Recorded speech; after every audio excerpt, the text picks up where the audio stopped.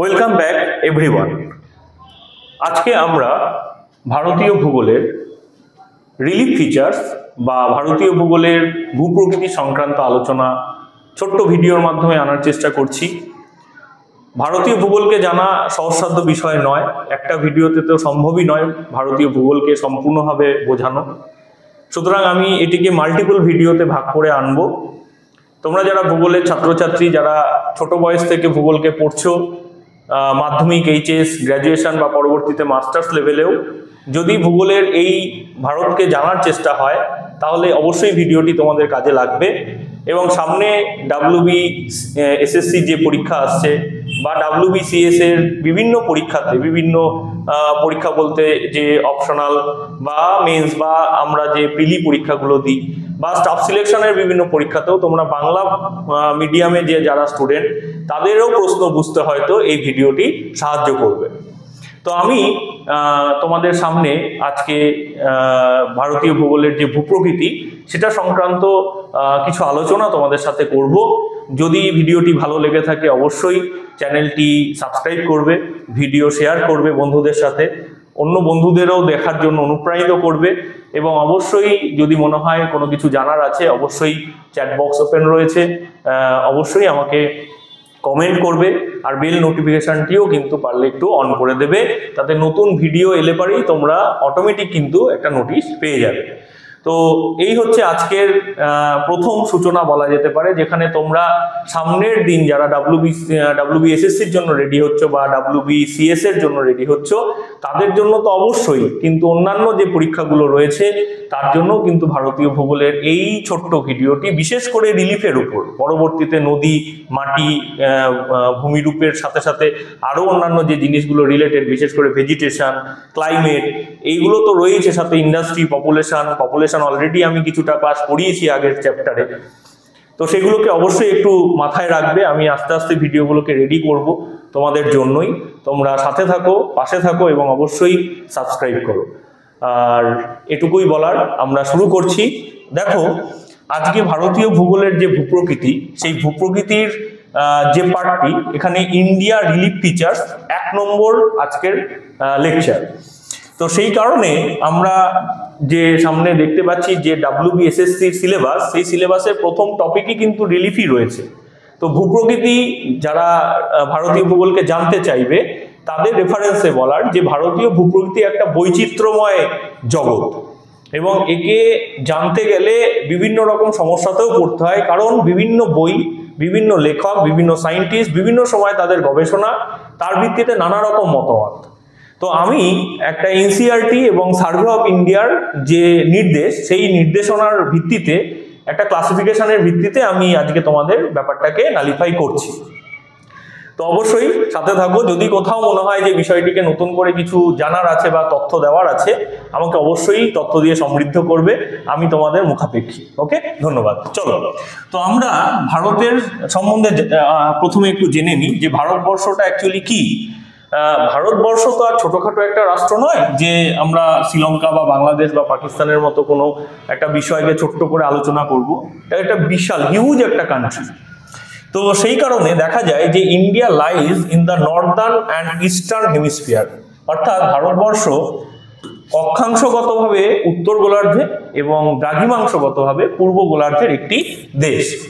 এই হচ্ছে আমাদের, যদি পৃথিবীকে আমরা দেখি তাহলে দেখা যাবে যে 0 ডিগ্রি যে নিরক্ষরেখা এবং 0 ডিগ্রি যে মূল মধ্যরেখা, এই দুটোকে যদি কল্পনা করা হয় তাহলে ঠিক এর ইস্টার্ন সাইডে আমাদের ভারতবর্ষ রয়েছে দ্রাঘিমাগতভাবে, এবং নর্দার্ন সাইডে আমাদের ভারতবর্ষ রয়েছে অক্ষরেখা বা অক্ষাংশের ভিত্তিতে। তো আমাদের মোটামুটিভাবে এই লোকেশনটা কিন্তু আমরা বুঝতে পারলাম। এবার আরো ডিটেলে ঢুকছি। দেখো, ভারতীয় যে মেনল্যান্ড, অর্থাৎ ভারতের যে মূল ভূখণ্ড, সেই মূল ভূখণ্ড কত ডিগ্রি থেকে কত ডিগ্রির মধ্যে অবস্থিত, এটা কিন্তু একটা পরীক্ষার প্রশ্ন হতে পারে। অবশ্যই এটা লিখে রাখো, আমি বড় বড় করে দিয়েছি। দেখো, 8 ডিগ্রি 4 মিনিট উত্তর অক্ষাংশ থেকে। এটার মধ্যে অনেক মিনিট, ছোট ছোট সেকেন্ডের ব্যাপারও রয়েছে, কিন্তু অত ডিটেলে যাওয়ার দরকার নেই। মোটামুটি যেটাকে ধরা হয় সেটাকেই আমি NCERT বই থেকে বলছি। 8 ডিগ্রি 4 মিনিট উত্তর থেকে 37 ডিগ্রি 6 মিনিট উত্তর অক্ষাংশ। এবং 68°7' পূর্ব দ্রাঘিমা থেকে 97°25' পূর্ব দ্রাঘিমাতে অবস্থিত। তাহলে অক্ষাংশ এবং দ্রাঘিমাংশের যে বিভেদ সেটা কিন্তু আমরা এখান থেকে পেলাম। এরপরে দেখো আমাদের ভারতবর্ষের যে ম্যাপ, সেই ম্যাপের রেফারেন্সে আমরা এখান থেকে কি পাচ্ছি, বলছে যে ভারতবর্ষের যে অবস্থান, যেটা আমরা বললাম যে 88°, 68°7', 97°25', এই সমস্ত বিষয়গুলো কিন্তু আমরা এখানে এই অবস্থানের রেফারেন্সে পাচ্ছি। কেমন? তাহলে এটা হচ্ছে অক্ষরেখা ভিত্তিক এবং এটা হচ্ছে দ্রাঘিমা রেখা ভিত্তিক। ওকে, এবার দেখা যাচ্ছে যে ভারতবর্ষের এই যে অবস্থান, সেই অবস্থানের রেফারেন্সে আমরা যদি ক্যালকুলেট করি তাহলে দেখা যাবে যে একদম উপরে বিন্দু থেকে, অর্থাৎ কাশ্মীরের একদম উপরের অংশ থেকে একদম কন্যাকুমারিকা অবধি আমরা যদি দ্রাঘিমাংশ কল্পনা করি তাহলে দেখা যাবে এর দূরত্ব প্রায় 3214 কিলোমিটার। এবং আমাদের অক্ষরেখাগত বিন্যাস যদি আমরা পূর্ব থেকে পশ্চিমের দূরত্ব মেজার করি, অর্থাৎ গুজরাটের একদম এই বন্দর থেকে একদম অরুণাচল প্রদেশের এই বিন্দু অবধি, আমি পরবর্তীতে তার নামগুলো বলছি, সেটার দূরত্ব প্রায় 2933 কিলোমিটার। তার মানে আমাদের এই যে উত্তর থেকে দক্ষিণ এর দূরত্ব কিন্তু সর্বাধিক। ওকে, আচ্ছা, এইবার দেখা যাক ভারতবর্ষের জিওগ্রাফিক্যাল লোকেশনের ভিত্তিতে কিছু ক্যারেক্টার আছে কিনা। দেখো, ভারতবর্ষের geographical location of India provide it's vast diversity in climatic condition. এত বড় একটা রাষ্ট্র যে সেই কারণে একে কিন্তু পৃথিবীর একমাত্র বৈচিত্র্যপূর্ণ দেশ নয়, এটা এরকম আরো বৈচিত্র্যময় দেশ আছে, কিন্তু ভারতবর্ষে যেন বৈচিত্র্যটা অত্যাধিক বেশি। এবং এই কারণেই ভারতবর্ষে একটি বিশেষ মৌসুমী বায়ু বলে একটি ক্লাইমেটিক কন্ডিশন মানে পরিচালিত করে একটি বায়ুপ্রবাহ, যে বায়ুপ্রবাহের কারণে সারা ভারতবর্ষের জলবায়ুর বৈচিত্র্যও ভয়ঙ্কর রকমের বেশি। এবং সেই কারণে দেখা যাচ্ছে এই বছর প্রচন্ড বৃষ্টি, অন্য কোনো বছর হয়তো প্রচন্ড খরা। এইগুলোর জন্যই আমাদের ভারতবর্ষের বৈচিত্র্যতার একটা বিষম অবস্থা আমরা দেখতে পাই। যাই হোক, এই যে অবস্থা, আমি এখানে একটা ছোট্ট করে ক্লাইমেটিক ম্যাপ দেখিয়েছি যাতে ডাইভার্সিটিটাকে একটু বোঝা যায়। দেখো, এখানে এই অঞ্চলটা হট ড্রাই ক্লাইমেটিক রিজিয়ান, আমাদের এইটুকু অঞ্চল ওয়ার্ম হিউমিড। আবার এই জায়গাটা দেখা যাচ্ছে যেটা হালকা, সেটা কম্পোজিট রিজিয়ান, এটা একটা টেম্পারেট রিজিয়ান, পিঙ্কিশ যে শেড রিজিয়ানগুলো রয়েছে, কোল্ড রিজিয়ান আবার যেখানে বরফ পড়ে। তো এইরকম অবস্থাগুলো মানে শুধুমাত্র এইটুকু একটা নালিফিকেশন দিয়ে ছেড়ে দিলেও আমরা ডাইভার্সিটিকে সঠিক দেখাতে পারি না। এনসিইআরটি রেফারেন্সে মোটামুটি একটা আইডিয়া দেওয়ার জন্য এইভাবে একটা ক্লাইমেটিক ক্লাসিফিকেশন করা হয়েছে। এবার এর ডিটেলে আমি পরবর্তীতে যখন ক্লাইমেটিক ক্লাসিফিকেশন করাবো তখন তো আসবই, এখানে জাস্ট একটু ওভারভিউ দেওয়া হলো। তাহলে this has led to a variety of vegetation and life form, অর্থাৎ শুধুমাত্র এই জলবায়ুর বিবর্তনের কারণে আমাদের ভেজিটেশনের কভারেজের এত পার্থক্য। আমরা দেখতে পাচ্ছি লাইফ ফরমেশনের, অর্থাৎ জীবন প্রণালীর বিভিন্ন রকম বৈচিত্র্য, এবং তার সাথে বিভিন্ন রকম সুবিধা অসুবিধা, এবং তার ফলে বিভিন্ন ধরনের মানুষ বিভিন্ন ধরনের ক্রপ বিভিন্ন অঞ্চলে স্থাপন করছে বা চাষ করছে। তাহলে এই যে বৈচিত্র্যতা, অর্থাৎ জলবায়ুর উপর ভিত্তি করে মাটি পরিবর্তিত, মাটির উপর ভিত্তি করে ভেজিটেশন পরিবর্তিত, শুধু ভেজিটেশন নয়, মানুষের কালচার এবং অর্থাৎ সংস্কৃতি, এবং তার সাথে সাথে মানুষের যে ধরন ধারণ সেই অনুযায়ী, অর্থাৎ কি খেতে পছন্দ করে সেই অনুযায়ী ক্রপিং প্যাটার্নেরও পরিবর্তন। এই অদ্ভুত বৈচিত্র্যতা একমাত্র বোধহয় ভারতবর্ষেই রয়েছে। যেহেতু ভারতবর্ষের বাইরে খুব বেশি ঘোরা হয়নি, কিন্তু ভারতবর্ষ থেকে যতটুকু বুঝেছি সেই অনুযায়ী কিন্তু এটা খুব স্বাভাবিকভাবেই মনে হয় যে ভারতবর্ষ একের মধ্যে হয়তো অনেকগুলো দেশ, তাই না? তো যাই হোক, আমরা যদি কোস্টলাইনের রেফারেন্সও যদি ধরে নিই তাহলে দেখা যাবে Indian coastline, long coastline and location in the Indian Ocean enable trade route as well as fishing। ভারতবর্ষের এত বড় সমুদ্র যে সীমানা রয়েছে, সেই সমুদ্র সীমানাও কিন্তু এত বৃহৎ যে শুধুমাত্র সমুদ্র সীমানা বৃহৎ হওয়ার জন্য আমরা সুবিধা পাচ্ছি তাই নয়, আমরা ফিশিং একটা বিশাল বড় অর্থনৈতিক কর্মকাণ্ড, যেটাকে কখনো দ্বিতীয় শ্রেণীতে উঠে আসতে দেখি, কখনো তৃতীয়তে চলে যায়, কখনো পঞ্চমে চলে যায় সারা বছরের উৎপাদনের ভিত্তিতে, সেটাও কিন্তু আমরা দেখতে পাচ্ছি যে ফিশিং আমাদের ক্ষেত্রে একটা বড় গুরুত্বপূর্ণ জায়গা ভারতবর্ষের। তো এই লেভেলে যখন আমরা দেখব তখন দেখতে পাচ্ছি যে ভারতবর্ষের যে কোস্ট লাইন, সেই কোস্ট লাইন শুরু হচ্ছে গুজরাট থেকে, শেষ হচ্ছে আমাদের পশ্চিমবঙ্গে এসে। যদি ভারত অবিভক্ত থাকতো, অর্থাৎ আমাদের এই অঞ্চলটা অর্থাৎ বাংলাদেশ এবং পাকিস্তান আমাদের হাতে থাকতো, তাহলে হয়তো এই কোস্টলাইন, যেটা আমরা বলতে পারছি যে ভারতবর্ষের কোস্টলাইনের দূরত্ব ৭,৫১৬.৬ কিলোমিটার, এটা হয়তো প্রায় ১০,০০০ কিলোমিটারের অধিক হতো। দুর্ভাগ্য আমাদের যে আমাদের হাত থেকে দুটো অঞ্চল চলে গেছে। যাই হোক, পরবর্তীতে দেখা যাচ্ছে যে ভারতবর্ষের মেনল্যান্ড কোস্টলাইন ৬,১০০ কিলোমিটার, শুধুমাত্র মেনলাইন কোস্টলাইন, এইখান থেকে শুরু করে একদম আমাদের পুরো পশ্চিমবঙ্গের সীমান্ত অবধি প্রদেশ আমরা যদি দেখি, তাহলে দেখব প্রায় ৬,১০০ কিলোমিটার ডিস্টেন্স এই মেনল্যান্ডের মধ্যেই রয়েছে। বাকি আইল্যান্ড অর্থাৎ আন্দামান নিকোবর এবং লাক্ষাদ্বীপ মিলে যে অঞ্চলটা রয়েছে সেখানে প্রায় ১৪১৬.৬, এটাও কিন্তু একটা বড় কোস্টাল রিজিয়ন যেটা আমাদের হাতে রয়েছে। কোন কোন কোস্টাল স্টেট আমাদের উপকূল অঞ্চলের মধ্যে পড়ছে সেগুলো একটু জানা যাক। প্রথম গুজরাট, এপাশ থেকে যদি আরব সাগর দিয়ে শুরু করি, তারপরে পড়ছে Maharashtra, Goa, Karnataka, Kerala, Tamil Nadu, Andhra Pradesh, Odisha, West Bengal. Union territory যেগুলো পড়ছে তার মধ্যে পন্ডিচেরি, দমন-দিউ, দাদরা নগর হাভেলি অ্যান্ড দমন-দিউ, আন্দামান নিকোবর আইল্যান্ড এবং লাক্ষাদ্বীপ, এই কটা ইউনিয়ন টেরিটরি সমুদ্রের পার্শ্ববর্তী রিজিয়ন হিসেবে পড়ছে। সুতরাং আমাদের কোস্টাল স্টেট প্রায় ৯খানা এবং ইউনিয়ন টেরিটরি ৫খানা সমুদ্র উপকূলবর্তী অঞ্চল হিসেবে পরিচিত। আচ্ছা, এইবার দেখো আরো কিছু ইম্পর্টেন্ট ফ্যাক্ট এবং ফিগার আমি দেখাবো।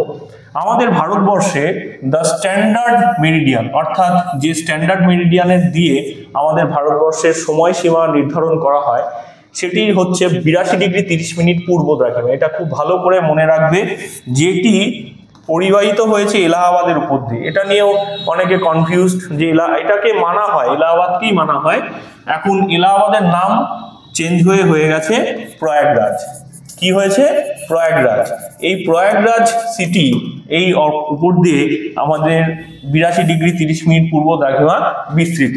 এখানে আমাদের ২০২৪-এ কুম্ভের মেলা অনুষ্ঠিত হয়েছিল, তোমরা জানো, তোমরা অনেকেই হয়তো গেছিলেও। সুতরাং ৮২°৩০' পূর্ব দ্রাঘিমা আমাদের ভারতবর্ষের মূল দ্রাঘিমা রেখা বা মূল মধ্যরেখা। এই হচ্ছে আমাদের প্রয়াগরাজের লোকেশন, যেখানে ৮২°৩০' আমরা দেখতে পাচ্ছি। এবার সমস্যাটা হচ্ছে, অনেকগুলো দেশের সাথে আমাদের ভারতবর্ষে একটা বিস্তৃত সময়সীমার পার্থক্য ঘটে। আমরা একটাই এই দ্রাঘিমা রেখা যেটা মিডিলে পড়ছে, এটা দিয়ে আমরা কি করি? দ্রাঘিমা রেখা দিয়ে আমরা টাইম বা সময় নির্ধারণ করি। এখানে একটু জ্ঞান বিতরণের জন্য একটু বলি।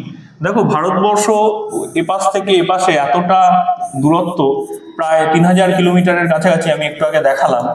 এই দূরত্বের ক্ষেত্রে ভারতবর্ষের যখন অরুণাচল প্রদেশে সকাল ৬টা বাজে, তখন কিন্তু ভারতবর্ষের পশ্চিমে রাত প্রায় ৪টে বা ৩:৩০ এইরকম সময় বেজে রয়েছে। তার মানে যখন এখানে সন্ধ্যে ৬টা হয়, ভারতবর্ষের অন্যান্য অঞ্চলেও দেখা যাচ্ছে তখনও প্রায় দুপুরবেলা বা ৩:৩০ এরকম সময় এই অঞ্চলে রয়েছে। এই কারণে ভাবা হচ্ছে ভারতবর্ষকে দুটো টাইম জোন বা ৩টে টাইম জোনে ভাগ করা, eastern time zone, middle time zone এবং ওয়েস্টার্ন টাইম জোন। এটা করলে হয়তো ভারতবর্ষের যে অফিসিয়াল টাইমের সমস্যাটা, কারণ এরা সকাল 10টার সময় যখন ঘড়িতে আমরা এইখানে সকাল 10টার টাইমটাকে মেনটেন করছি, এই 10টার টাইমটা এখানে কিন্তু অ্যাকচুয়ালি 10টা নয়, এখানে হয়তো তখন অলরেডি 12টা বা 12:30 অ্যাকচুয়ালি হয়ে গেছে। তাহলে এই অসুবিধাটা কারণে আমরা যখন এখানে 4 PM অফিস ছুটি ঘোষণা করছি, এখানে অরুণাচল প্রদেশ বা নাগাল্যান্ডের লোকেরা তখন হয়তো সন্ধে পেরিয়ে অন্ধকারের মধ্যে ডুবে তারা হয়তো অফিস থেকে ব্যাক করছে। শুধু তাই নয়, ট্রেন, বাস বা এরোপ্লেন চালানোর ক্ষেত্রেও কিন্তু অসুবিধা আমরা দেখতে পাই। এইটা একটুখানি অ্যাকনলেজ করার জন্য আমি তোমাদের জানিয়ে রাখলাম। এটা ভাবা হচ্ছে যে 3টে টাইম জোনে করা যেতে পারে কিনা। দেখো, the difference between IST and GMT, অর্থাৎ ভারতবর্ষের টাইম, মূল মধ্যরেখার টাইম, তাকে বলা হয় Indian standard time, IST। GMT মানে কি? গ্রিনিচ মিন টাইম, অর্থাৎ যে সময় গ্রিনিচে সকাল 12টা বাজবে, গ্রিনিচ মিন টাইম যখন দুপুর 12টা হবে, আমাদের সেই সময় আমরা 5.5 ঘন্টা এগিয়ে থাকবো। অর্থাৎ আমরা তখন প্রায় দুপুর মানে সন্ধ্যে 5:30টার সময় আমাদের এখানে এলাহাবাদের টাইম হবে, অর্থাৎ আমরা এগিয়ে থাকি। তাহলে এই অসুবিধাটা কিন্তু আমরা এরোপ্লেন যারা চালাচ্ছে তাদের ক্ষেত্রে, তারা যারা পাইলট তারা কিন্তু ঘোষণা করে দেয় যে টাইম সেটটা ঠিক করে নিতে। এই জিনিসটাও কিন্তু আমরা দেখতে পাই। দেখো জিএমটি এখানে 5.5 ঘন্টা আমরা এগিয়ে রয়েছি, কারণ সূর্য এপাশ থেকে এপাশে আসছে, পশ্চিম থেকে পূর্ব দিকে যেহেতু আমাদের পৃথিবী ঘুরছে, সেখানে পূর্ব থেকে পশ্চিমে যে সূর্যের যে প্রতিসরণ, সেই প্রতিসরণটা কিন্তু আমরা এইভাবে দেখতে পাচ্ছি 5.5 ঘন্টার ডিফারেন্সে হচ্ছে। এবার আমাদের কিছু জিওলজিক্যাল ব্যাকগ্রাউন্ড বা ভূপ্রাকৃতিকভাবে ভূতাত্ত্বিক গঠন ভারতবর্ষের কিরকম ছিল সেই বিষয়টাকে একটু ছোট্ট করে জানার চেষ্টা করি। দেখো যেটুকু জানা যাচ্ছে যে আমাদের ভারতবর্ষ এখনো অবধি যেটুকু জানা গেছে তা থেকে বুঝতে পারা যাচ্ছে যে India was A part of Gondwana land. এবার এই গন্ডোয়ানা ল্যান্ডের যে কথা বলা হচ্ছে সেখানে জিওলজিক ফরমেশন এবং যে বিভিন্ন ধরনের প্রসেস রয়েছে, সেখানে ওয়েদারিং, ডিপোজিশন, ইরোশনের ফলে গন্ডোয়ানা ল্যান্ড ভেঙে ভেঙে টুকরো হতে হতে আজকে আমাদের ভারতবর্ষের সৃষ্টি হয়েছে, এটা বলা হয়। কিরকম ছিল গন্ডোয়ানা ল্যান্ড? আমাদের মনে করা হয় যে পৃথিবী দুটো অংশে প্রথম বিভক্ত হয়েছিল। যে বিশাল জলরাশি সেটার নাম ছিল প্যান্থালাসা, প্যান্থালাসা অর্থাৎ বৃহৎ সমুদ্র, এবং যে স্থলভাগ ছিল সেটাকে আমরা বলতাম প্যানজিয়া। যখন ভাগ হয়নি, সমগ্র পৃথিবী একসাথে ছিল, এটা মনে করা হয়। এবার এই প্যানজিয়া যখন দুটো খণ্ডে বিভক্ত হয়, উপরের উত্তর অংশটার নাম হয় লরেশিয়া এবং দক্ষিণ অংশটার নাম হয় গন্ডোয়ানা ল্যান্ড। এবার এই গন্ডোয়ানা ল্যান্ড থেকে যে অংশটি ছোট্ট অংশ এই ত্রিভুজের মতো ভেঙে যায়, এটিকেই মনে করা হয় যে বর্তমানের ভারতবর্ষ।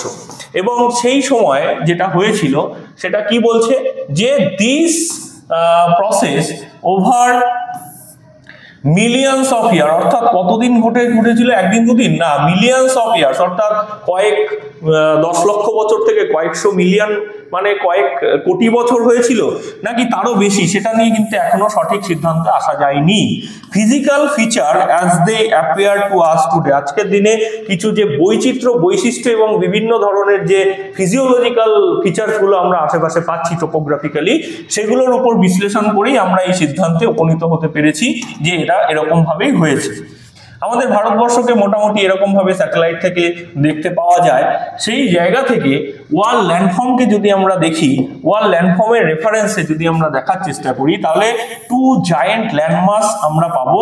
সেই জায়েন্ট ল্যান্ডমাসের মধ্যে এই অঙ্গরা ল্যান্ড অর্থাৎ লরেশিয়া এবং গন্ডোয়ানা ল্যান্ড যেটা আমরা বললাম, সেই দুটো অংশকে ছবিতে আমি দেখালাম, সেই দুটো অংশকে আমরা পাচ্ছি।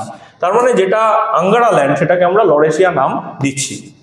আচ্ছা, এবার over 200 million years, 200 million years মানে কি? 1 মিলিয়ন মানে 1 মিলিয়ন মানে হচ্ছে 10 লাখ। তার মানে হিসাব করে দেখো কত কোটি বছর আগে আমাদের গন্ডোয়ানা ল্যান্ড ভেঙে যায় দুটো ভাগে এবং দুটো ভাগে ভাগ হওয়ার পর নিচের অংশ উপরের অংশ, যেটা নিচের অংশ থেকে ভাগ হয়ে উপরের দিকে আসে, সেই অংশটি আমাদের আজকের বলা হয় যে মনে হয় ইন্ডিয়া বা ভারতবর্ষ সৃষ্টি করেছে।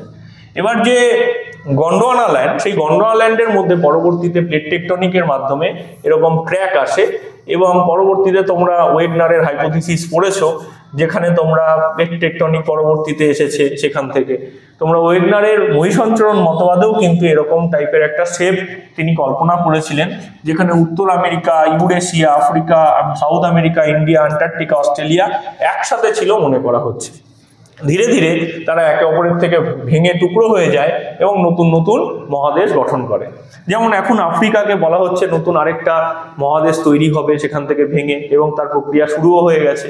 মনে করা হচ্ছে নিউজিল্যান্ডের নিচে যে জিরান্ডিয়া অঞ্চলটা আছে, যেটা আগে নাকি বিশাল বড় মহাদেশ ছিল, সেটা আবার ধীরে ধীরে উপরে উঠছে।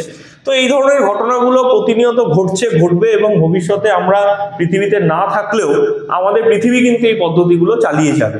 তো এই রেফারেন্সগুলো কিন্তু আমাদের মাথায় রাখতে হবে। দেখো এখানে কিছু জিনিস আরো তথ্য দিচ্ছি, যে Indian plate move towards north east and collided Eurasian plate. তার মানে ভারতীয় পাত যেটা, সেটা কি করলো, সেটা উত্তর পূর্ব দিকে ধীরে ধীরে সরতে থাকলো এবং ইউরেশিয়ান প্লেটের সাথে গিয়ে ধাক্কা খেয়ে আজকের দিনে যে হিমালয় মাউন্টেন বা হিমালয় পর্বত শ্রেণী, সেই পর্বত শ্রেণী তৈরি করলো। তার মানে হিমালয় পর্বত তৈরির ক্ষেত্রে আমাদের দেখা যাচ্ছে প্লেট টেকটনিক ভীষণভাবে কার্যকরী।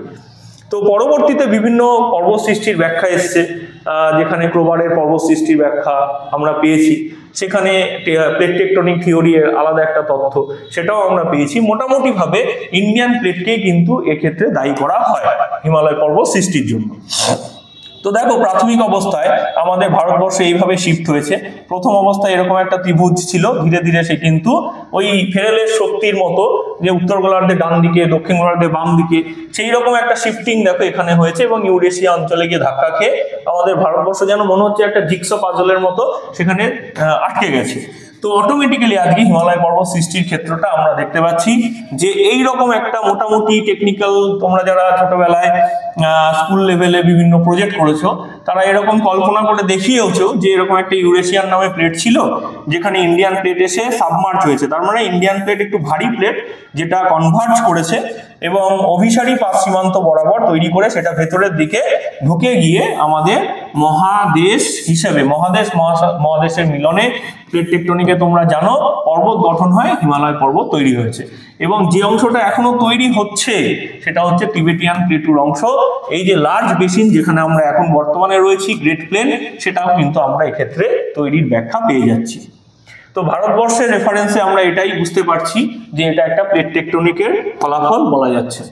The breaking of from the Northern corner of peninsular plateau led to the formation of a large basin। আজকের যে বিস্তৃত বেসিন বা উপত্যকা অঞ্চল, সেটা সৃষ্টির ক্ষেত্রেও কিন্তু আমরা দেখতে পাচ্ছি এই প্লেট টেকটনিকের অবদানই রয়েছে। The large basin filled with, কি হলো পরবর্তীতে যখন বেসিন বা এই ছোট্ট একটা বাটির মতো উপত্যকা তৈরি হলো, সেখানে কি হলো, সেখানে ধীরে ধীরে বিভিন্ন নদী বা হিমালয়ের রিভারগুলো বা গ্লেসিয়েটের মাধ্যমে প্রচুর মেরিন বাহিত, মোরেন বাহিত অর্থাৎ গ্রাবরেখা বাহিত ধুলোকণা, নুড়ি, কাপড়, বালি সব এসে এইখানে জমা হতে থাকলো, এবং ধীরে ধীরে ধীরে কি করলো, নর্দার্ন প্লেন অফ ইন্ডিয়া, যেখানে আমরা বলতে পারি গ্রেট প্লেন অর্থাৎ সমতল ভূমি, সেটা সৃষ্টি করলো। সুতরাং হিমালয় পর্বত সৃষ্টি বেসিক্যালি আমাদের অন্যান্য যে ভূমিরূপগুলো আছে সেগুলো সৃষ্টির ক্ষেত্রে একটা কার্যকর ভূমিকা বলা যেতে পারে নিয়েছিল। তো আমরা যদি পেনিনসুলার প্লেটুর কথা চলে আসি, পেনিনসুলার বলতে আমাদের যেদিক তিন দিকে জল একদিকে স্থল, এই অঞ্চলটা আমাদের ভারতবর্ষের দক্ষিণ অংশে পাওয়া যায়। সেটা কি মোস্ট অ্যানসিয়েন্ট ল্যান্ড ব্লক, এটা মাথায় রাখবে। ভারতবর্ষের সর্বপ্রাচীন যে শিলা, সেই শিলা গোষ্ঠী কিন্তু আমরা এই প্রাচীন অঞ্চল হিসেবে পাচ্ছি কোথায়, আর্থের রেফারেন্সে। পৃথিবীর সব থেকে প্রাচীন শিলা বলয় সেটাও কিন্তু আমরা এই উপদ্বীপীয় ভারতের অঞ্চলে পাচ্ছি, মানে দক্ষিণ ভারতীয় অঞ্চলে আমরা গেলে এই ধরনের শিলা দেখতে পাবো। এই যে এই অঞ্চলটা, এটাকে আমরা পেনিনসুলার প্লেটু রিজিয়ন বলছি। এবার কিছু অ্যামেজিং ফ্যাক্ট একটু চেক করে নিই, যেটা আমরা পড়লাম সেখান থেকে কি কি জানা যাচ্ছে। মনে করা হচ্ছে যে পৃথিবী, India has rocks older than 3.8 billion, অর্থাৎ এই যে পেনিনসুলার রক আমরা পেলাম তার বয়স কত, মনে করা হচ্ছে 3.8 বিলিয়ন ইয়ার্স। ধারোয়ার ক্রিয়েশন, ধারোয়ার ক্রেটন মানে ধারোয়ার শিলা লক্ষণ কর্ণাটকে অবস্থিত, সেখানে আমরা ওল্ডেস্ট রক সিস্টেম পাচ্ছি। অর্থাৎ ভারতবর্ষ সহ সমগ্র পৃথিবীর প্রাচীন যে শিলা গোষ্ঠী এগুলো রয়েছে তার মধ্যে ভারতীয় শিলা হিসেবে ধারোয়ার ক্রেটন, সেটাই কিন্তু ভারতবর্ষের এখনো অবধি প্রাপ্ত সব থেকে প্রাচীন শিলামণ্ডল, যেখানে আমরা আর্কিয়ান ইয়ন অর্থাৎ আর্কিয়ান মহাযুগের অবস্থান হিসেবে শিলাকে আমরা দেখতে পাচ্ছি। This is very very interesting, এটাকে কিন্তু একটু লিখে রাখবে। The Himalaya are geologically youngest mountain। ভারতবর্ষের যত শিলালক্ষণ রয়েছে তার মধ্যে সব থেকে ইয়াংগেস্ট হচ্ছে আমাদের হিমালয়ান অঞ্চল, যেটা মনে করা হচ্ছে যে হিমালয় 50 মিলিয়ন বছর আগে কালিশন হয়েছিল ইন্ডিয়ান প্লেটের সাথে, কার, ইউরেশিয়ান প্লেটের। আমি ছবিটা দেখালাম, এবং এরা কিন্তু এখনো রাইজ করছে। মনে করা হয় যে ভারতবর্ষ থেকে যে আমরা উচ্চতা পেয়েছিলাম 8848 মিটার মাউন্ট এভারেস্টের, সেটা বর্তমানে চায়নারা মেজার করে বলছে এটার 8848 নেই, এটা 8853 কাছাকাছি চলে এসছে। তাহলে এই যে রাইজিং কন্ডিশন, এটা কিন্তু প্রতিনিয়ত আমাদের ভাবাচ্ছে যে প্লেট টেকটনিক এরপরে আর কি কি রূপ দেখাবে। চলে আসছি ডেকান ট্র্যাপ, যেখানে ওয়ার্ল্ডের লার্জেস্ট ভলক্যানিক ফিচার এখনো অবধি আমরা পেয়েছি। পৃথিবীর সব থেকে বড় ভলক্যানিক বলা যেতে পারে সেই ডেকান ট্র্যাপ রিজিয়ন, যেখানে আমরা এখন পাচ্ছি আমাদের দক্ষিণ ভারতীয় অঞ্চলে, যেটা পেনিনসুলার বলা যেতে পারে। formed about 65 million years ago এবং ব্যাসাল্টিক লাভা ফ্লো যেটা 5 লক্ষ স্কয়ার কিলোমিটার এলাকা জুড়ে গ্লোবালি একটা বিশাল বড় একটা ঘটনা ঘটিয়েছিল। মনে করা হয় যে ডাইনোসর এক্সটিংক্ট হয়েছিল এই যে 5 লক্ষ বছর আগে, এই গ্লোবাল যে ক্লাইমেট চেঞ্জ হয়েছিল এবং তার ফলে ডাইনোসর এক্সটিংক্ট হয়েছিল। আমাদের সেই সময়ের উপাদান আমরা বুঝতে পারছি যে ব্যাসাল্টিক লাভা ফ্লো, যেটা মনে করা হয় যে ডেকান ট্র্যাপ তৈরির জন্য দায়ী, সেই সময়ের ঘটনা প্রবাহ তার প্রমাণ বহন করছে। India span the entire geological time scale.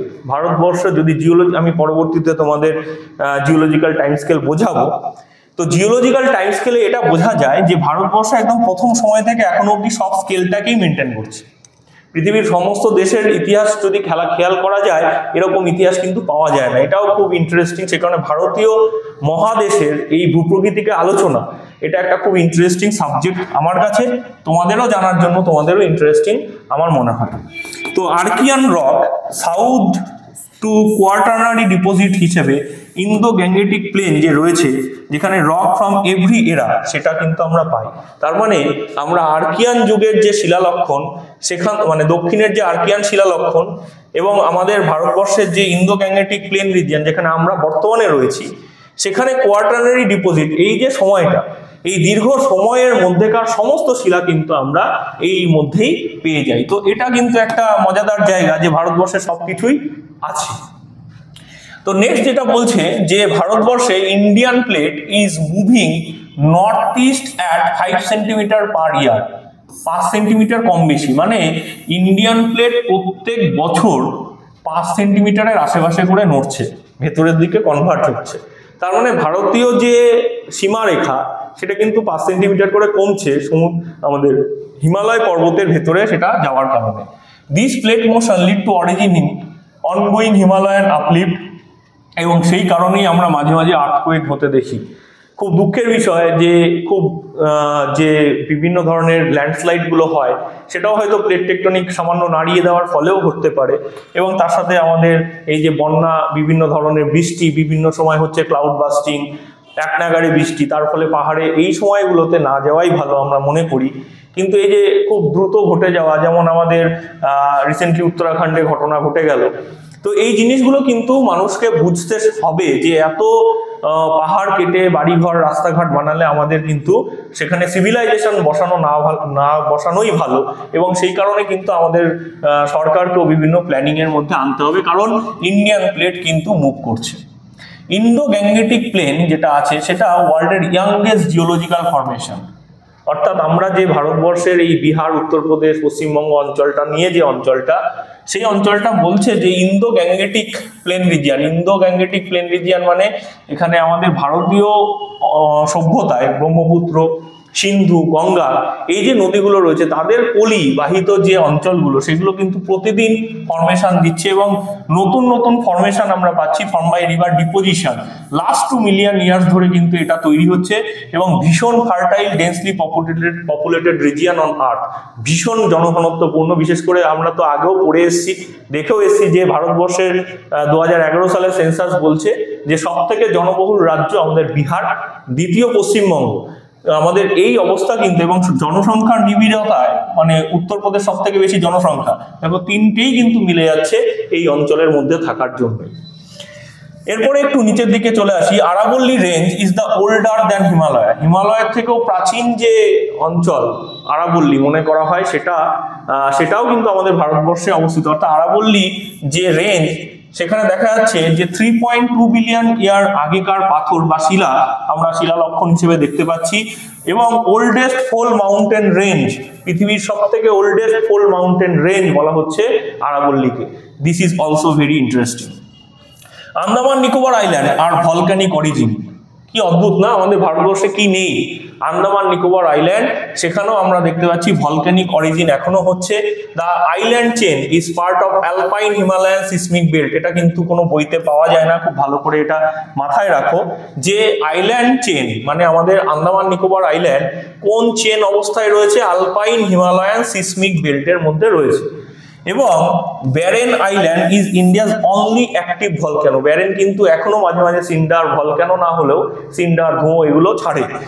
Gondwana rock in the central India hold India's coal reserve. আমরা যদি গন্ডোয়ানা শিলাকে দেখি তাহলে দেখব যে গন্ডোয়ানা রক সেন্ট্রাল ইন্ডিয়ার কোল রিজার্ভ গুলোকে ধরে রেখেছে। তার মানে আমাদের ভারতবর্ষের যে মধ্যভাগের কয়লা বলয়গুলো, সেগুলো দিয়ে যদি প্রশ্ন আসে যে এটা কোন বলয়ের মধ্যে পড়ছে, সেটা গন্ডোয়ানা রক সিস্টেমের মধ্যে পড়ছে, এই প্রশ্নটা কিন্তু আসতে পারে।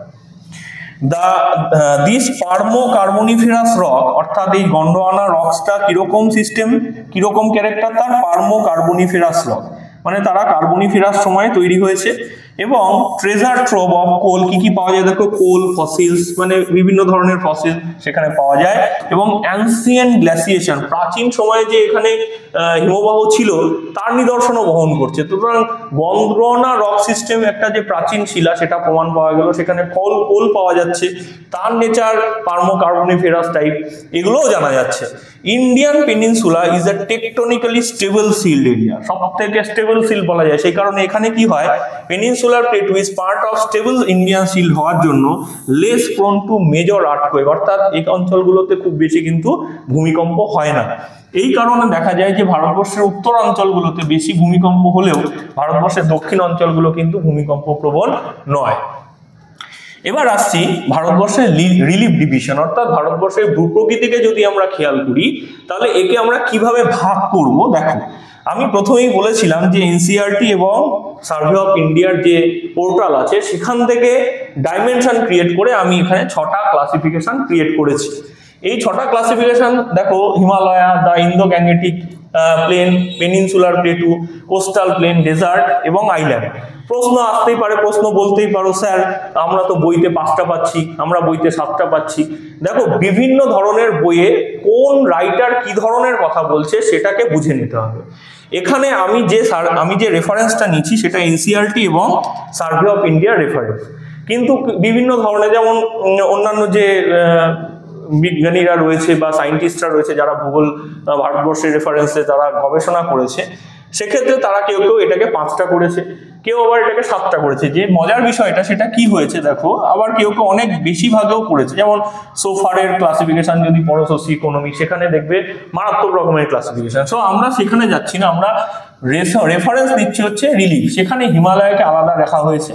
ইন্দো গ্যাংগেটিক প্লেন রিজিয়ন, এর সাথে অনেকে কি করেছে, এই যে ডেজার্ট এটাকে অ্যাড করে দিয়েছে, এটাকে গ্রেট প্লেন বলা হয়। তখন এটাকে আর ইন্দো গ্যাংগেটিক প্লেন বলে আলাদা করা হয় না, এটাকে গ্রেট প্লেন বলা হয়। তার ফলে কি হয়, 5টাই এসে দাঁড়ায়, এটা করা হয়ে থাকে। সুতরাং মেজর যদি বলা হয় যে সারা ভারতবর্ষে মেজর ক্যারেক্টারের রেফারেন্সে, তাহলে কিন্তু আমরা এই 6টাকেই বেসিক্যালি ধরে থাকি।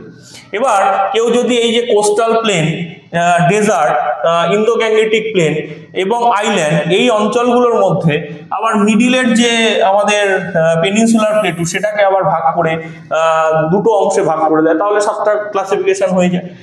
তো এই রকম বিভিন্ন রকম সমস্যা কিন্তু থাকবে। আমার যেটা মনে হয়েছে সব থেকে অথেন্টিক হতে পারে, সেই কারণে আমি এটাকে 6টা ভাগে রেখেছি। তোমরা সার্ভে অফ ইন্ডিয়া বা এনসিইআরটির বইগুলো একটু ফলো করলে দেখবে এই প্যাটার্নটাকেই কিন্তু ফলো করা হচ্ছে। আচ্ছা, তো প্রথমেই আসছি, দেখো দা হিমালয় প্রথমে আছে, হিমালয় নিয়ে প্রথম বক্তব্য। ভালো করে শুনবে, বারবার ভিডিও পজ করে নেবে, দরকার পড়লে যদি মনে হয় কোনো জায়গায় জটিল লাগছে অবশ্যই কমেন্ট করে জিজ্ঞেস করে নেবে, আমি অবশ্যই অ্যান্সার দেব। দেখো, হিমালয় অঞ্চলে আমরা যদি চলে আসি, আমাদের হিমালয় তো আর ছোটখাটো ব্যাপার নয়, আমাদের হিমালয় একটা বৃহৎ অঞ্চল এবং আমাদের এটা একটা গর্বের জায়গা। এবং সব থেকে বড় ব্যাপার, ভারতবর্ষের যদি আকসাই চীন রিজিয়নটাও ভারতবর্ষের থাকতো তাহলে হয়তো আমরা আরো বেশি ডেভেলপমেন্ট করতে পারতাম ট্যুরিজমের সেক্টরে।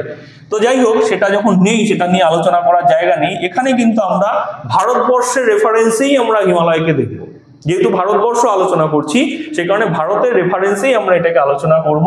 দেখো, যেটা বলছি, the Himalaya ranges runs in the West east direction, অর্থাৎ পূর্ব পশ্চিম ডাইরেকশনে, অ্যান্ড আর্ক লাইক, অর্থাৎ একটা আর্চের মতো মানে কি, দেখো তোমাদের বাড়িতে অনেকে এরকম বিম টাইপের আর্চ তৈরি করে, এই আর্চ টাইপের অবস্থানে কত কিলোমিটার বিস্তৃত, 2400 কিলোমিটার, কত থেকে, জম্মু কাশ্মীর থেকে অরুণাচল প্রদেশ অবধি। তার মানে আমাদের ভারতবর্ষের যে উত্তর সীমা সে কিন্তু এই হিমালয় দ্বারাই নিয়ন্ত্রিত। ওকে, তাহলে কিরকম ভাবে আছে, this part is known as Himalayan region. দেখো, যেখানে হোয়াইট হয়ে রয়েছে, দিস রিজিয়ন ইজ হিমালয়, এবং এখানে একটা সিনট্যাক্সিয়াল বেন্ড ক্রিয়েট হয়েছে, এখানেও একটা সিনট্যাক্সিয়াল বেন্ড ক্রিয়েট হয়েছে, এবং এখানে একটা আমরা জর্জ ক্রিয়েট হতে দেখি, এখানেও একটা জর্জ ক্রিয়েট হতে দেখি। জর্জ মানে গিরিখাত। সুতরাং ভারতবর্ষকে সম্পূর্ণভাবে আলাদা করছে কিন্তু হিমালয় পর্বত, এবং এর জন্য আমাদের জলবায়ুর মধ্যেও পরিবর্তন দেখা যায়। এবার আসছি কিছু গুরুত্বপূর্ণ তথ্যে। দেখো, there with difference from 500 kilometre in western region. যদি আমরা ভারতবর্ষের হিমালয়ের পশ্চিম অংশে চলে যাই, সেখানে দেখা যাবে এটা প্রায় 500 কিলোমিটার অব্দি চওড়া, এবং 200 কিলোমিটার ইন সেন্ট্রাল পার্ট, অর্থাৎ মাত্র 200 কিলোমিটার চওড়া এসে দাঁড়ায় মধ্যভাগটা হিমালয়। এবং ইস্টার্ন পার্টে গিয়ে যদি দেখা যায় যে সেটাও প্রায় কিন্তু 200 কিলোমিটারের কাছাকাছি, মানে যেটা পশ্চিম অঞ্চল সেখানে কিন্তু হিমালয় অনেক বেশি চওড়া। It is broader in western region, সব থেকে বেশি চওড়া কিন্তু আমাদের ওয়েস্টার্ন পার্ট অঞ্চলটাতে। তার মানে এটা বোঝা গেল, বুঝতে পারলে নিশ্চয়ই। আচ্ছা দেখো এবার ছবিটা দেখো, আমাদের ভারতবর্ষের রেফারেন্সে আমি যদি হিমালয় পর্বতকে দেখি, এই পার্টটা অনেকটা চওড়া, প্রায় 500 কিলোমিটার। দেখো তারপরে পাতলা হয়ে গেছে, 200 কিলোমিটারে এসে একদম নেপালের উপর দিয়ে চলে এসে আমাদের আবার অরুণাচল প্রদেশে একটু চওড়া হয়েছে। তো এই অঞ্চলটাতে আমরা প্রচুর সেই কারণে উন্নতি দেখি হিমালয়কে নিয়ে ট্যুরিজমের সেক্টরে। আমাদের ইস্টার্ন সাইডটা কিন্তু খুব বেশি, আমরা হয়তো ওই বাঙালিরাই যাই, কিন্তু ভারতবর্ষের অন্যান্য অঞ্চল থেকে খুব কম লোকই কিন্তু এই অঞ্চলটায় আসে। রাদার এই অঞ্চলে কিন্তু অনেক বেশি ভারতীয় অন্যান্য অঞ্চলের লোকেরা গিয়ে থাকে। এই কারণে এখানকার ডেভেলপমেন্ট যেটা তুমি গিয়ে দেখবে, সেখানে আশ্চর্য হওয়ার কিছু নেই, ট্যুরিজমের জন্যই এটা ডেভেলপ। এবং তার সাথে শুধু নয়, এখানকার যে মন্দির তীর্থক্ষেত্রগুলো সেগুলোও কিন্তু পাহাড়ের উপরে থাকার জন্য সেটাও একটা বিশেষ ফ্যাক্টর, যেটা এদিকের পাহাড়গুলোতে হিমালয় পর্বতের উপর সেটা অনেক কম থাকার কারণে এটাও একটা জিনিস আমরা লক্ষ্য করি। তো যাই হোক, এবার পরের যে অংশটায় আসছি, খেয়াল করো। দেয়ার আর 3 রেঞ্জেস ইন হিমালয়। হিমালয়তে আমরা 3টে শ্রেণী দেখতে পাই। কি কি শ্রেণী? একটা হচ্ছে হিমাদ্রি, যেটাকে আমরা ইংরেজিতে বলে থাকি গ্রেট হিমালয়। হিমাচলকে আমরা হিন্দিতে বলে থাকি, বাংলাতে বলে থাকি হিমাচল, কিন্তু আমরা ইংলিশে বলে থাকি লেজার হিমালয়, অর্থাৎ উচ্চতায় কম। শিবালিক এটাও কিন্তু একটা পার্ট। তার মানে একটা হচ্ছে হিমাদ্রি, একটা হিমাচল, একটা শিবালিক। ইংলিশে বললে গ্রেট হিমালয়, লেজার হিমালয় এবং শিবালিক, এই 3টে নাম আমরা পাবো। আচ্ছা, এবার আমাদের যে নর্দার্ন মাউন্টেন রেঞ্জ, সেখানে আমরা একটু জানার চেষ্টা করব কি কি ধরনের মাউন্টেন রেঞ্জ আছে। দেখো, আমরা যদি হিমালয়কে বুঝি, তাহলে যারা হিমালয়ে স্টাডি করে, যারা প্রচুর পরিমাণে ট্রেক করে হিমালয়ে, যারা গ্লেসিয়ারের উপর কাজ করছে বা বিভিন্ন ট্যুরিজম সেন্টারের উপর কাজ করছে, তারা আমাদের থেকে অনেক ভালো হিমালয়কে বোঝে। বিশেষ করে যারা ট্রেকার, যারা প্রতিনিয়ত ট্রেক করছে হিমালয়ে, সুতরাং হিমালয়ের প্রত্যেকটা শব্দকে তারা অনুভব করতে পারে, এত ভালো তারা হিমালয় বোঝে। কিন্তু আমরা ওই পড়ার জন্য বই খুলে খুলে মুখস্থ করব, সেই অনুযায়ী যদি ভূগোলকে জানার চেষ্টা করি হিমালয়কে, তাহলে হিমালয়কে বোঝা যাবে না। তো সেই অনুযায়ী একটু বোঝার চেষ্টা করি, যে আমরা যতটুকু হিমালয়কে বুঝেছি ছোট ছোট ট্রেক বা ছোট ছোট ভাবে ট্যুর করার মাধ্যমে, সেই অনুযায়ী আমার যেটুকু বোঝা গেছে সেটুকু রেফারেন্সে বলছি। This ranges are separated with deep valley and extensive plateaus. Extensive plateau মানে বড় বড় যে মালভূমি অঞ্চল, সেই মালভূমি অঞ্চলগুলো, এবং তার সাথে সাথে বিভিন্ন ধরনের ভ্যালি, বিভিন্ন উপত্যকার মাধ্যমে কিন্তু আমরা দেখতে পাচ্ছি এই হিমালয় পর্বত বিস্তৃত। প্রথম যে অঞ্চল সেটা হচ্ছে হিমাদ্রি। হিমাদ্রি মানেই হচ্ছে গ্রেটার হিমালয়, গ্রেট হিমালয় যাকে বলা হচ্ছে। দেখো, গ্রেট হিমালয় বা গ্রেটার হিমালয় কি আসছে? Composed of snow and ice cover. সারা ভারতবর্ষের মানুষ বরফের জন্য কিন্তু পাগল, কারণ সারা বছরই প্রায় বরফ পড়ে এই সমস্ত অঞ্চলে। সেই কারণে এই সমস্ত মানুষজন হিমাদ্রি অঞ্চলে যাওয়ার জন্য সারা বছরই কিন্তু এখানে ভিড় লাগিয়ে থাকে। তো composed of snow and ice cover, it is the northern most range. ভারতবর্ষের একদম উত্তরের অঞ্চল এটা বলা যায়। কনসিস্ট হাইয়েস্ট পিক, সব থেকে বড় বড় পিকগুলো আমরা এখানে দেখতে পাই। অ্যাভারেজ এলিভেশন কত? 6100 মিটারের নিচে কোনো গল্পই নেই, মানে সব 6100 উপরে। গ্লেসিয়ার ভূমি, অর্থাৎ যেখানে হিমবাহ, সেগুলোও কিন্তু আমরা এখানে প্রচুর পরিমাণে দেখতে পাবো। সো এই অঞ্চলটার একটা বিশেষ গুরুত্ব আছে। দেখো, আমাদের হিমাদ্রি রিজিয়নের যে গ্লেসিয়েটেড অঞ্চল, সেটার একটা ডায়াগ্রামেটিক প্রেজেন্টেশন এখানে দেওয়া হয়েছে। নেক্সট আসছে হচ্ছে সাম হাইয়েস্ট পিক। আমরা যদি দেখি যে হিমাদ্রি অঞ্চলে বেশ কিছু পিক বা মাউন্টেন চূড়া শিলা মাথা যেগুলো রয়েছে সেগুলো কি কি রয়েছে, দেখা যাচ্ছে যে আমাদের হিমাদ্রি রিজিয়ানে মাউন্ট এভারেস্ট একমাত্র যেটা আমাদের নেপালে রয়েছে, এটাকে আমি কনসিডার করেছি কারণ এটা না বললে পরে অপমান করা হবে হিমালয়কে। তো 8848 মিটার আমি, এ কিন্তু ভারতবর্ষের উচ্চতম শৃঙ্গ নয়, হিমালয়ের উচ্চতম শৃঙ্গ 8848 মিটার, যেটা নেপালে অবস্থিত। এরপরে আছে কাঞ্চনজঙ্ঘা, আমাদের সিকিম বলা যায়, এবং কাঞ্চনজঙ্ঘাকেই কিন্তু আমাদের ভারতবর্ষের এখন সব থেকে উচ্চতম শৃঙ্গ মনে করা হচ্ছে, যেটার উচ্চতা 8586 মিটার। আচ্ছা, নেক্সট হচ্ছে, এটা নিয়ে অনেক কনফিউশন থাকে জানো তো, আগেকার দিনে মানে সবাই কেটু করে ভারতবর্ষের উচ্চতম শৃঙ্গ বলা হতো, কিন্তু কেটু তো ভারতবর্ষের মধ্যেই নয়, কারাকোরাম তো ঢুকে গেছে আমাদের পিওকের আন্ডারে, সুতরাং ওটা কি করে হবে, সেই কারণে আমরা কাঞ্চনজঙ্ঘাকেই ভারতের উচ্চতম মনে করি। আচ্ছা, নেক্সট হচ্ছে নাঙ্গা পর্বত 8126 মিটার এই পিকটা। আচ্ছা, নেক্সট হচ্ছে দেখো অন্নপূর্ণা, এটাও কিন্তু আমাদের নেপালে, কিন্তু ভারতবর্ষ থেকেই যেতে হয়, নেপালে রয়েছে, এটার উচ্চতাও প্রায় 7937 মিটার। নেক্সট হচ্ছে Nanda Devi 7816 metre, this is very important. তো কোন কোন আরো পর্বত আছে, যেমন নাঙ্গা পর্বত, এই পর্বতটা এই অংশে অবস্থিত। আচ্ছা, নন্দা দেবী এখানে রয়েছে। আচ্ছা, নেক্সট হচ্ছে অন্নপূর্ণা, মানাসালু, হ্যাঁ এই পার্টটা রয়েছে। নেক্সট হচ্ছে এভারেস্ট, মাকালু, এগুলো সব আমরা এখানে দেখতে পাচ্ছি। এবার যে যে পর্বতগুলো আমাদের ভারতবর্ষের মধ্যে উচ্চতম সেগুলো একটু জানা যাক। দেখো, প্রথম হচ্ছে মাউন্ট কাঞ্চনজঙ্ঘা 8586 মিটার, কোথায় রয়েছে, সিকিমে। লেটেস্ট যে ভার্সন আমি সেটা দেখাচ্ছি। নন্দা দেবী ভারতবর্ষের দ্বিতীয় 7816 উত্তরাখণ্ডে। কামেট 7756 মিটার উত্তরাখণ্ডে। সালতারো কাংড়ি 7742 মিটার জম্মু কাশ্মীর, যেটা গিলগিট বালতিস্তানের আগে পড়ছে। শাসের কাংড়ি 7672 মিটার লাদাখে পড়ছে। মামোস্তং কাংড়ি 7516 মিটার জম্মু কাশ্মীর লাদাখ রিজিয়নে পড়ছে। রিমো ওয়ান পড়ছে 7385 মিটার লাদাখ কারাকোরাম রেঞ্জের আগে। হারদেওল পড়ছে 7151 মিটার উত্তরাখণ্ডের পিথোরগড় জেলা। চৌখাম্বা 1 7138 মিটার পড়ছে উত্তরাখণ্ড গাড়োয়াল অঞ্চলে। নেক্সট সেটার নাম হচ্ছে ত্রিশূল 1 7120 মিটার উত্তরাখণ্ডে পড়ছে। বান্দারপুঞ্জ 6316 মিটার উত্তরাখণ্ডে পড়ছে।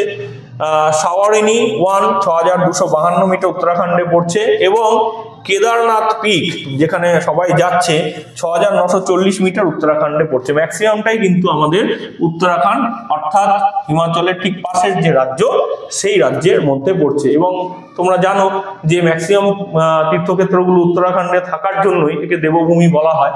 তো যাই হোক, আমরা এইগুলো পাচ্ছি। এবার দেখো যে সিজনাল সাইকেল যদি দেখা যায়, তাহলে দেখা যাবে আমাদের seasonal cycle of accumulation of ice যদি আমরা দেখি, তাহলে movement and melting of glacier আর দ্য সোর্স অফ বিভিন্ন ধরনের পেরিনিয়াল রিভারের সোর্স কিন্তু আমাদের এই হিমালয়, এবং সেই কারণেই হিমালয়ের এই হিমাদ্রি ভীষণ গুরুত্বপূর্ণ। দেখো গ্লেসিয়ার ভারতবর্ষে কি অবস্থা, যত নদী আজকে সব কিন্তু এই গ্লেসিয়েটের এই হিমালয় থেকে আসার জন্যই হচ্ছে। আমাদের হিমাদ্রি গ্রেট হিমালয় সম্বন্ধে কিছু অজানা তথ্য একটু জেনে নাও, যেটা হয়তো কিছুটা আমি বললাম, আরো কিছু হয়তো জানার আছে। যেমন Himadri is the northern most and highest range of the Himalaya, সেটা বুঝতে পেরেছি। দেখো, it forms the core of the Himalayan system, অর্থাৎ হিমালয়ের একদম কোর যে কেন্দ্রভূমি, সেটা কিন্তু এখান থেকেই তৈরি। অ্যাভারেজ হাইট 6000 মিটার 6100 মিটারের মধ্যে অ্যাভারেজ। এর উপরে দেখো আমি যতগুলো পিক দেখালাম সব কিন্তু 6100-র উপরে। Home to the world highest peak, এবং পৃথিবীর সব থেকে বড় 8848.86 এখন বলছে। কাঞ্চনজঙ্ঘা 8586 মিটার, নন্দা দেবী এবং নাঙ্গা পর্বত সবকটা কিন্তু এখানে এই হিমাদ্রির মধ্যেই রয়েছে। আচ্ছা দেখো, ইয়াং ফোল্ড মাউন্টেন, আমাদের হিমাদ্রি রিজিয়ন এখনো অবধি সব থেকে ইয়াং এবং youngest pole mountain chain from about 50 million year ago, অর্থাৎ টেকটনিক কলিশনের ফলে 50 মিলিয়ন ইয়ার্স এগো থেকে কিন্তু তৈরি হওয়া শুরু করে। তাহলে নবীন হয়েও কত প্রাচীন আমাদের রেফারেন্সে, তাই না?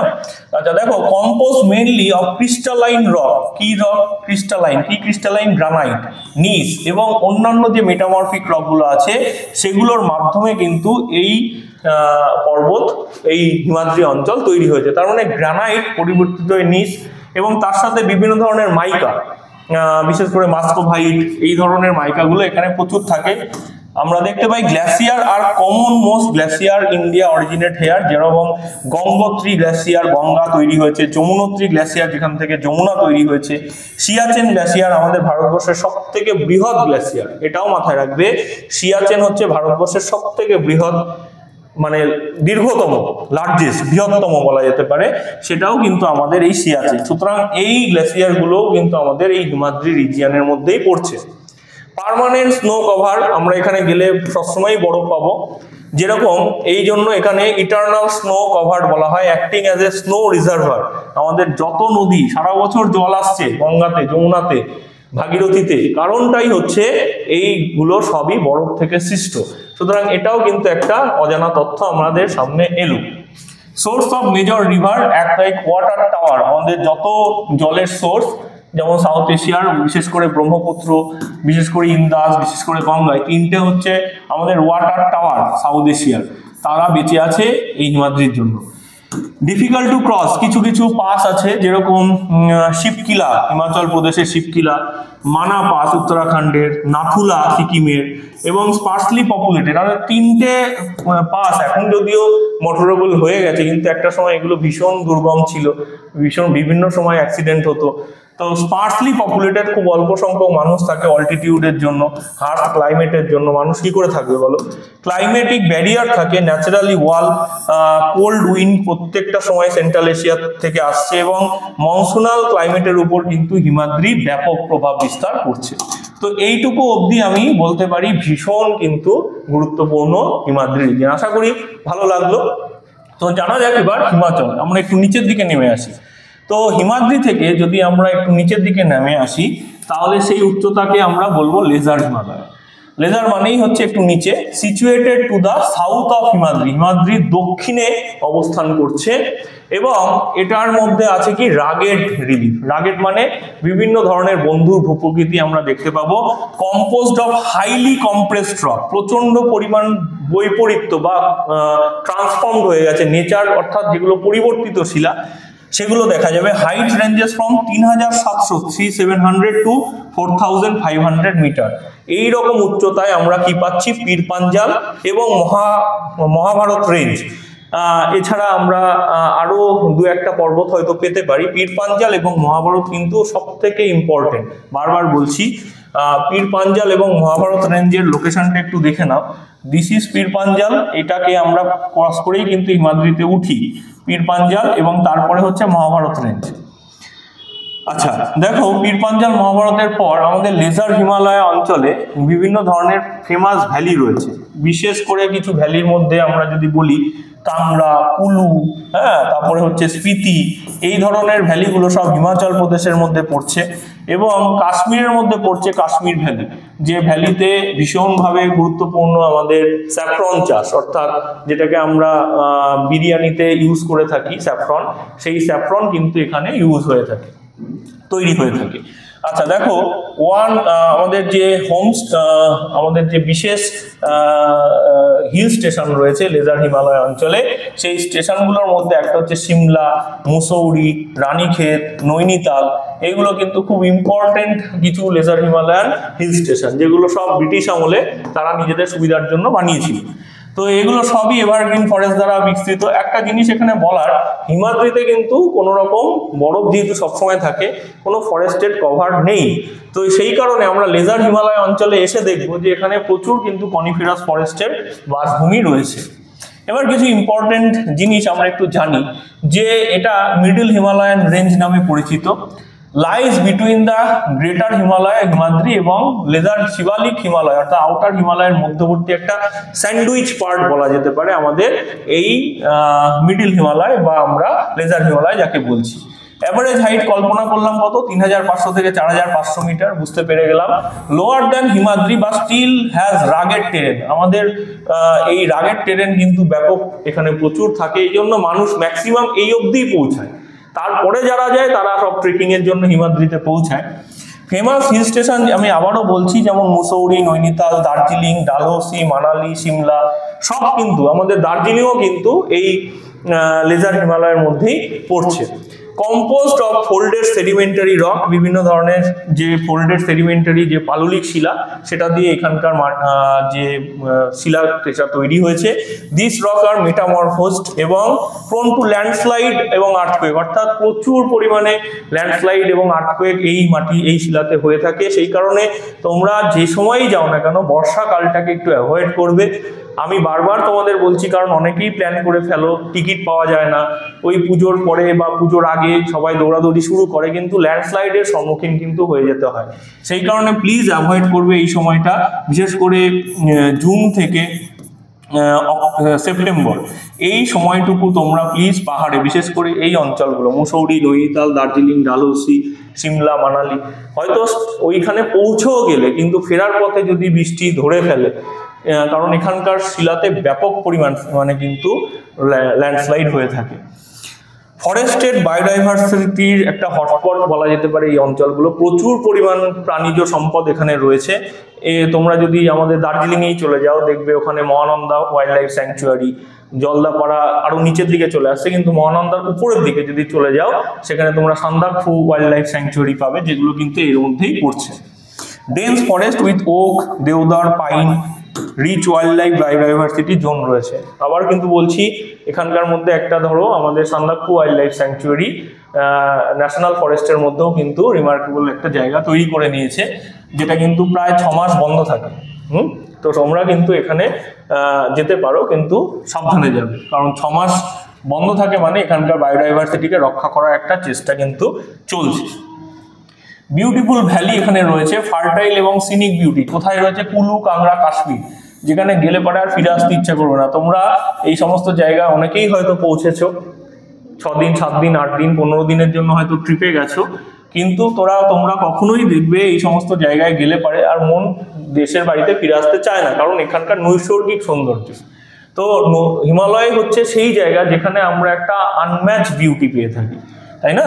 তো রিভার কাট জর্জ, যখন দেখো বিয়াস, রাবি, চেনাব, অর্থাৎ আমরা বিতস্তা, ইরাবতী, যে শতদ্রু, এই সমস্ত নদীগুলো আছে, সুতলেজ, শতদ্রু, এই সমস্ত নদীগুলো একটা বিস্তৃত খাতের মধ্যে দিয়ে প্রবাহিত হয়েছে, ডিপ জর্জ তৈরি করেছে, এবং সেখানে আমরা দেখতে পাচ্ছি এই নদীগুলোর কিন্তু ভয়ঙ্কর জলপ্রবাহ রয়েছে, এবং সবকটা নদী কিন্তু পাকিস্তানে চলে গেছে।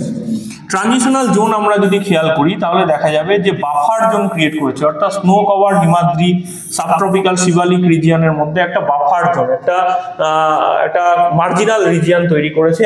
জিওলজিক্যালি দেখা যাচ্ছে ইয়াং মাউন্টেন সিস্টেম, বিশেষ করে ল্যান্ডস্লাইড, আর্থকুয়েক এবং ইরোশনের কবলে এই অঞ্চলটা ব্যাপক পড়ে। বিশেষ করে এখানকার পীরপাঞ্জাল, ধওলাধর এবং মহাভারত রেঞ্জ, দেখো পীরপাঞ্জাল বলেছি, মাঝখানে ধওলাধরটা হিমাচলের মধ্যে পড়ছে, এই অঞ্চলটাও কিন্তু আমরা ধওলাধরের হিসেবে এখানে আঁকবো। অর্থাৎ প্রথমেই যখন বললাম পীরপাঞ্জাল, আমার নামটা মাথায় আসছিল না, ধওলাধরও কিন্তু মিডিলে একটা অঞ্চল, এবং মহাভারত রেঞ্জ যেটা নেপালে ঢুকে গেছে এখানে অবস্থান করছে। আচ্ছা, নেক্সট যদি আমরা দেখি তাহলে দেখব যে আমাদের পরবর্তী যে সেগমেন্ট সেখানে দেখা যাচ্ছে শিবালিক। শিবালিক একটা এমন অঞ্চল যেখানে আমরা বলতে পারি যে শিবালিক রিজিয়ন বলতে পারে, একে বহি হিমালয় অঞ্চল বাংলায় বলা হয়ে থাকে। দ্য সাউদার্ন মোস্ট রেঞ্জ বলা যেতে পারে, উইথ হচ্ছে 10 থেকে 15 কিলোমিটার চওড়া, মাত্র প্রশস্ত 10 থেকে 15 কিলোমিটার। অল্টিটিউড কি হচ্ছে 900 থেকে 1100 মিটারের মধ্যে। This are called as Jammu hill in Jammu, জম্মুতে জম্মু হিল রিজিয়ন বলা হয়। মিশমি হিল অরুণাচল প্রদেশে একে মিশমি বলা হয়। কাছাড় ইন আসাম, আসামের কাছাড় জেলাও রয়েছে, তোমরা জানো সেটা। এবং থিক গ্র্যাভেল এবং অ্যালুভিয়ামের পলি, মানে পলি সঞ্চয় এখানে প্রচুর রয়েছে, গ্র্যাভেল, বড় বড় দানার কাকড়, এগুলো এখানে আমরা দেখতে পাবো। এই হচ্ছে শিবালিক রেঞ্জ, যেখানে আমরা শিবালিক বলতে পারছি। এই রিজিয়নটা যেটা হচ্ছে এরকম সবুজ ভাবে আমি মার্কিং করেছি, সেটা হচ্ছে শিবালিক হিল রিজিয়ন। আচ্ছা, এবার কিছু জিনিস একটু জানতে হবে। দুন কি? দুন মানে কি? দুন দেখো, একটা ভ্যালিকে আমরা দুন বলে থাকি। দুন মানে হচ্ছে ভ্যালি, ভ্যালি লাইং বিটুইন কার মধ্যে? লেজার হিমালয়, অর্থাৎ শিবালিক এবং লেজার হিমালয়, অর্থাৎ অবহিমালয় এবং বহি হিমালয়ের মধ্যবর্তী যে উপত্যকাগুলো যেখানে মানুষ বসবাস করে ভীষণভাবে, সেই অঞ্চলগুলোকে বলা হয় দুন। যেমন অবশ্যই তুমি নাম শুনেছো দেরাদুনের, যেমন কোটলি দুন, এগুলোর নাম শুনেছো। পাটলি দুন নাম শুনেছো, এগুলো সবই কিন্তু দুন, এগুলো সবই কিন্তু এখানে প্রচুর জলাভূমিও রয়েছে, যেগুলোকে আমরা বলে থাকি তাল, যেমন সাততাল, কুমতাল, নৈনিতাল, ভিনতাল, এই সমস্ত তালগুলোও কিন্তু লেক হিসেবে এখানে রয়েছে, সবই কিন্তু বরফ গলা জলে পুষ্ট। হ্যাঁ, তো এইগুলো কিন্তু এখানে আমরা দেখতে পাই।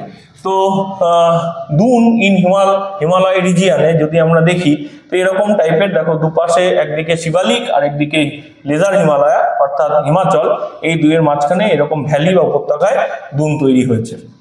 আচ্ছা, এখানে ইস্টার্ন মোস্ট বাউন্ডারি যদি আমরা খেয়াল করি, আমরা দেখব যে ভারতবর্ষের একদম পূর্ব পার্শ্বে, একদম ইস্টার্ন মোস্ট পার্টে হিমালয়ের অংশগুলো ব্রহ্মপুত্র ভ্যালি বা অরুণাচল প্রদেশের অঞ্চল হিসেবে ব্রহ্মপুত্র তার নিজের যে ক্ষয়জাত মেটেরিয়ালগুলো ডিপোজিট করে বা তার ক্ষয়ের মাধ্যমে তৈরি হয়েছে, সেই কারণে একে আমরা ব্রহ্মপুত্র ভ্যালি বলে থাকি। অরুণাচল প্রদেশে একটা ঘটনা ঘটে যে অরুণাচল প্রদেশ বিয়ন্ড দিহাং ভ্যালি, যদি আমরা দিহং রিজিয়ন পেরিয়ে চলে যাই তাহলে দেখবো যে Himalaya take hairpin bend. আমি প্রথমেই বলেছিলাম যে এরকম হিমালয় এসে নিয়ে এরকম একটা বেন্ড নিচ্ছে, এই হেয়ার পিন বেন্ডের জন্য সাউথের দিকে সে ঘুরে যাচ্ছে এবং নর্থ ইস্টার্ন স্টেটগুলোকে আটকে রেখেছে বলা যেতে পারে। These divisions are known as পূর্বাঞ্চল। এই যে ডিভিশনটা সে তৈরি করেছে এই অঞ্চলটাকে সেই কারণে আমরা বলে থাকি পূর্ব অঞ্চল বা পূর্বাঞ্চল। পূর্বাঞ্চলের ক্যারেক্টার লোকেশনটা হচ্ছে, আমরা যদি এখানে দেখি এই অরুণাচল প্রদেশের এই অঞ্চলটাকে আমরা বলবো পূর্বাঞ্চল রিজিয়ন। ওকে, তো পূর্বাঞ্চল রিজিয়নের মধ্যে বেশ কিছু পর্বত রয়েছে, সেগুলো আমরা একটু ম্যাপ থেকে বার করব। দেখো পূর্বাঞ্চল আর নোন অ্যাজ কি কি রয়েছে, Patkai hill, Naga hill, Manipuri hill এবং খাসি এবং মিজো হিল। তাহলে এই যে ছোট ছোট পাহাড়গুলো পূর্বাঞ্চলের বিশেষ ক্যারেক্টার, সেখানে আমরা কি কি পাচ্ছি, পাটকই, নাগা, লুসাই, মণিপুরি, খাসি, মিজো, এই সমস্ত হিলগুলো সব এক একটা চটি বলা যেতে পারে, একটা ছোট ছোট টিলা, কিন্তু তোমাদের কাছে হয়তো সেটা টিলা মনে হবে না, বিস্তৃত পাহাড় মনে হবে, হিমালয়ের রেফারেন্সে কিন্তু এগুলোকে ছোট টিলা মনে হবে। The formation of the Himalaya influence the climate in various way, বিভিন্ন ভাবে জলবায়ুকে পরিবর্তিত করে। This act as a barrier কেন না, যদি আজকে হিমালয় না থাকতো তাহলে মধ্য এশিয়ার বিশেষ করে মঙ্গোলিয়া অঞ্চল, রাশিয়া অঞ্চলের যে প্রচন্ড তীব্র শীতল বাতাস, সে কিন্তু হিমালয়ে বাধা না খেয়ে ভারতবর্ষে চলে আসতো এবং আমাদের পশ্চিমবঙ্গের পুরো অঞ্চলই কিন্তু বরফের তলায় থাকতো।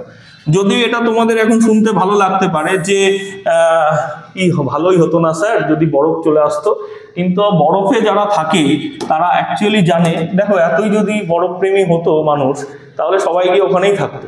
দুদিন একদিনের জন্য বরফ ভালো লাগে, তারপরে কিন্তু আর সহ্য করা যায় না, এবং সেই কারণে ফ্রস্ট বাইট আমরা হয়তো ভাবতে পারি না কি ভয়ঙ্কর। যারা ট্রেকিং করে পাহাড়ে তারা জানে ফ্রস্ট বাইট কি ভয়ঙ্কর। যারা হিমালয়ে ট্রেক করতে যায় তাদের এই সম্বন্ধে প্রশিক্ষণও দেওয়া হয় যে গ্লাভস কিন্তু খোলা যাবে না।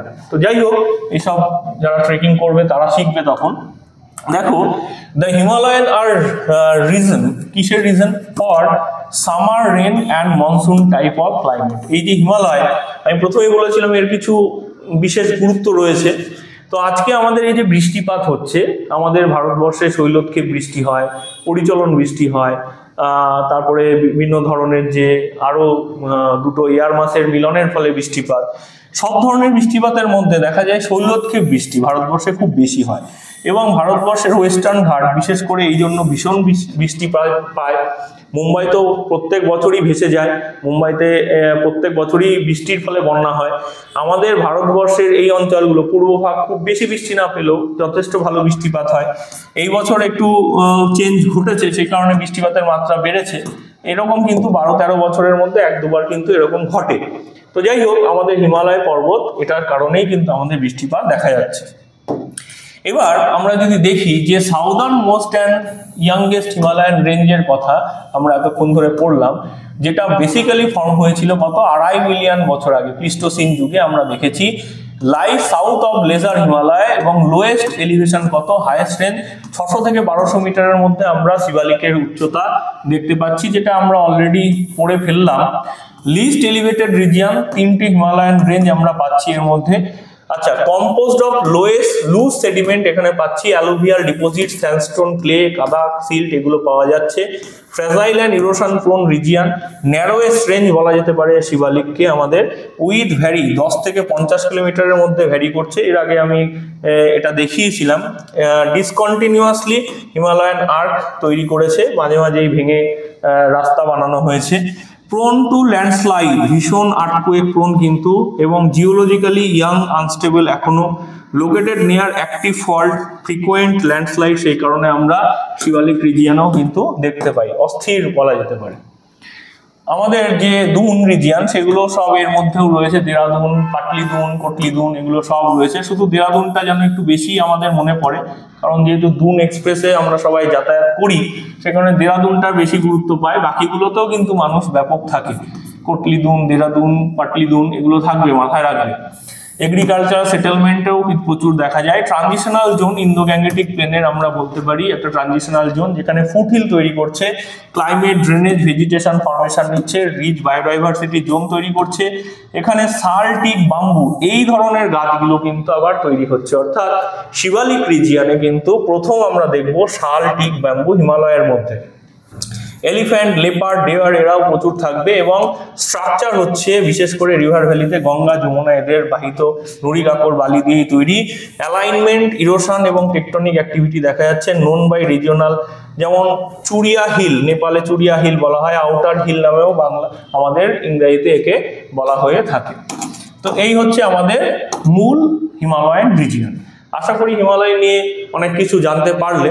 এবারে আমরা দ্বিতীয় স্টেজে হিমালয় থেকে একটু নিচের দিকে নামবো, যেটার নাম হচ্ছে the Indo Gangetic plain region. তো ইন্দো গ্যাঙ্গেটিক প্লেন রিজিয়নে আমরা যদি দেখি তাহলে দেখা যাবে যে 20 মিলিয়ন অর্থাৎ 20 মিলিয়ন বছর আগে এটা শ্যালো বেসিন হিসেবে ছিল। তারপর ধীরে ধীরে নদী, যে হিমালয় থেকে বয়ে আনা নুড়ি কাকড় বালি, সেগুলো গঙ্গা, ব্রহ্মপুত্র, যমুনা, ইন্দাস, বড় বড় যে নদীগুলো আছে সেগুলো সব এখানে তাদের নুড়ি ডিপোজিট করেছে, এবং আজকের দিনে এই ইন্দো গ্যাঙ্গেটিক প্লেন আমরা দেখতে পাচ্ছি। কোথায় দেখা যাচ্ছে? দেখো, এই যে বিস্তৃত সবুজ অঞ্চলটা যেটাকে এখানে দেখানো হয়েছে, এই সবুজ অঞ্চলটাই কিন্তু ইন্দো গ্যাঙ্গেটিক প্লেনের মধ্যে পড়ছে। তো ইন্দো গ্যাঙ্গেটিক প্লেনের মধ্যে যদি আমরা দেখি, আমরা তিনটে ভাগ একে করে থাকি। কি কি? ওয়েস্টার্ন পার্ট, সেন্ট্রাল পার্ট এবং ইস্টার্ন পার্ট। তোমরাও এই তিনটে ভাগকেই একটু ভালো করে পড়বে। ওয়েস্টার্ন পার্টের মধ্যে দেখো, আমরা ভারতবর্ষ সম্বন্ধে যেহেতু জানবো, এটা অনেকটাই পাকিস্তান চলে গেছে, কারণ এই জন্য পাকিস্তানের ইকোনমিটা দাঁড়িয়েই রয়েছে ওয়েস্টার্ন পার্টের আমাদের এই সমস্ত নদীগুলোর জন্য। যে নদীগুলো বিশেষ করে ইন্দাসের উপনদী, অর্থাৎ সিন্ধুর যে 5টা উপনদী আছে, ঝিলাম, চেনাব, রবি, বিয়াস এবং সুতলেজ, অর্থাৎ বিতস্তা, বিপাশা, চন্দ্রভাগা, ইরাবতী, শতদ্রু, এই যে 5টা নদী আছে, সেই 5টা নদীর ক্রমাগত সঞ্চয়জাত মেটেরিয়ালগুলো এই ওয়েস্টার্ন পার্টকে তৈরি করেছে। দেখো, সব ঝিলাম, চেনাব, রবি, সুতলেজ সব কিন্তু এখানকার উপর দিয়ে গেছে। Most of the Indus River basin is located in Pakistan, leaving minor portion of Punjab and Haryana plain in India. সামান্য অংশই ভারতবর্ষের মধ্যে রয়েছে। এবার একটা জিনিস একটু বলি, দোয়াব বা ডোব এটা কি অ্যাকচুয়ালি? এটা তোমরা সবাই জানো যে দোয়াব বা ডোব অ্যাকচুয়ালি কি? Fertile land between to river, অর্থাৎ যেখানে দুটো নদী পাশাপাশি চলছে তার মাঝখানে যে পলল সমৃদ্ধ উর্বর অঞ্চল, সেটাকেই বলা হয় দোয়াব। ছোটবেলা থেকেই এটা আশা করি সবার বইতেই ছিল। তো দোয়াব খুব ইন্টারেস্টিং, ছোটবেলায় ভূগোলকে ইন্টারেস্টিং করেছে দোয়াব। তো এইটা একটু দেখো আমাদের কত রকম দোয়াব আছে। সিন্ধ সাগর দোয়াব। সিন্ধ সাগর কেন? এদিকে ইন্দাসের সিন্ধ আর আমাদের চেনাব নদী এবং এদিকে ঝিলাম নদী, এই দুয়ের মিডিলে হয়েছে জেক দোয়াব। জেক কেন? দেখো, ঝিলামের জিএইচ এবং চেনাবের সিএইচ, এই নিয়ে হচ্ছে জেক দোয়াব, এইভাবে কিন্তু নাম দেওয়া হয়েছে। রেচনা দোয়াব, এখানেও দেখো রাবি আবার চেনাবের নাম চলে এসছে। বাড়ি দোয়াব এর আবার আপার বাড়ি, নিম্ন বাড়ি এরকম নাম আছে। এটা অনেকটা ইন্ডিয়াতে রয়েছে, অমৃতসর কিছুটা পড়েছে। হ্যাঁ, তো এটা 20 রিভার, এর মধ্যে 20 এবং রাবি নদীর মিলনের মাঝখানে তৈরি হয়েছে, তাই বাড়ি দোয়াব।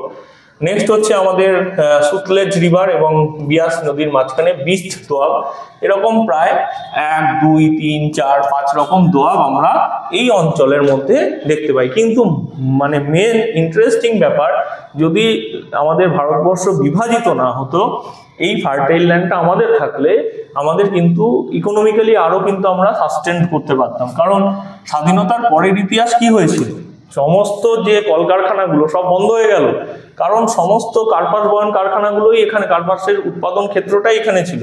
15-20 বছর রিভাইভ হতে টাইম লাগলো, কারণ কার্পাস আবার নতুন করে তৈরি করা, এলাকা তৈরি করা।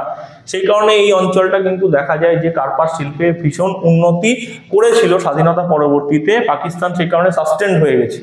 তারপরে তো বিভিন্ন রকম পলিটিক্যাল ইস্যুতে তারা আজকে পিছিয়ে গেছে, কিন্তু এরকম দোয়াবগুলো কিন্তু ওদের ব্লেসিংস ছিল, প্রাকৃতিকভাবে এগিয়ে গিয়েছিল। নেক্সট হচ্ছে দোয়াব আমাদের, যদি ভারতবর্ষের দিল্লি অঞ্চলে চলে আসো, সেখানে দেখো আমাদের পাঞ্জাব, আমাদের এই যে অঞ্চলটা যেখানে দিল্লিতে যমুনা এবং আমাদের গঙ্গার মাঝখানে, সেখানে কিন্তু আমরা দোয়াব দেখতে পাচ্ছি। সেটাও কিন্তু আমাদের যমুনা নদী এবং গঙ্গার মিলনের মাঝখানে দিল্লি দোয়াব নামে পরিচিত। তো এই হচ্ছে দোয়াব অঞ্চল। আশা করি তোমরা এত বড় ডেসক্রিপশন দোয়াবের কোনো বইতে পাবে না, একটু বলে দিলাম। নেক্সট হচ্ছে সেন্ট্রাল পার্ট। ওয়েস্টার্ন পার্টের পর আমরা মধ্যভাগে যদি চলে আসি, তাহলে মধ্যভাগে আমরা গঙ্গা প্লেনে যে মধ্যভাগটা পাবো, সেখানে বেসিক্যালি নদীগুলো যে দুটো নদী এক্সটেন্ড করেছে, সেই দুটো নদী হচ্ছে ঘাঘর এবং তিস্তা। ঘাঘর মানে ঘরঘরা, তিস্তা মানে আমাদের এই যে তিস্তা নদী, যেটাকে আমরা পশ্চিমবঙ্গের পূর্ব স্থান থেকে সিকিম থেকে নেমে আসতে দেখছি, এই নদীর কথাই বলা হচ্ছে। এই দুই নদীর মিডিলে যে অঞ্চলটা, সেটাই হচ্ছে আমাদের মধ্যবর্তী অঞ্চল। মানে এই হচ্ছে ঘরঘরা নদী আর এই হচ্ছে তিস্তা নদী, এর মিডিলের বেসিন, এই যে মিডিলের অঞ্চলটা, সেটাই আমাদের আজকে মধ্যভাগে পড়তে হবে। তো this part is mainly spread in, কোথায় কোথায় রয়েছে দেখো, উত্তরপ্রদেশ, বিহার, আমাদের পার্টলি ইন হরিয়ানা, ঝাড়খণ্ড এবং বেঙ্গল। বেঙ্গল মানে আমাদের ওয়েস্ট বেঙ্গলের কথা বলছে। তো এই কটা রাজ্যের মধ্যেই কিন্তু আমরা একে দেখতে পাবো।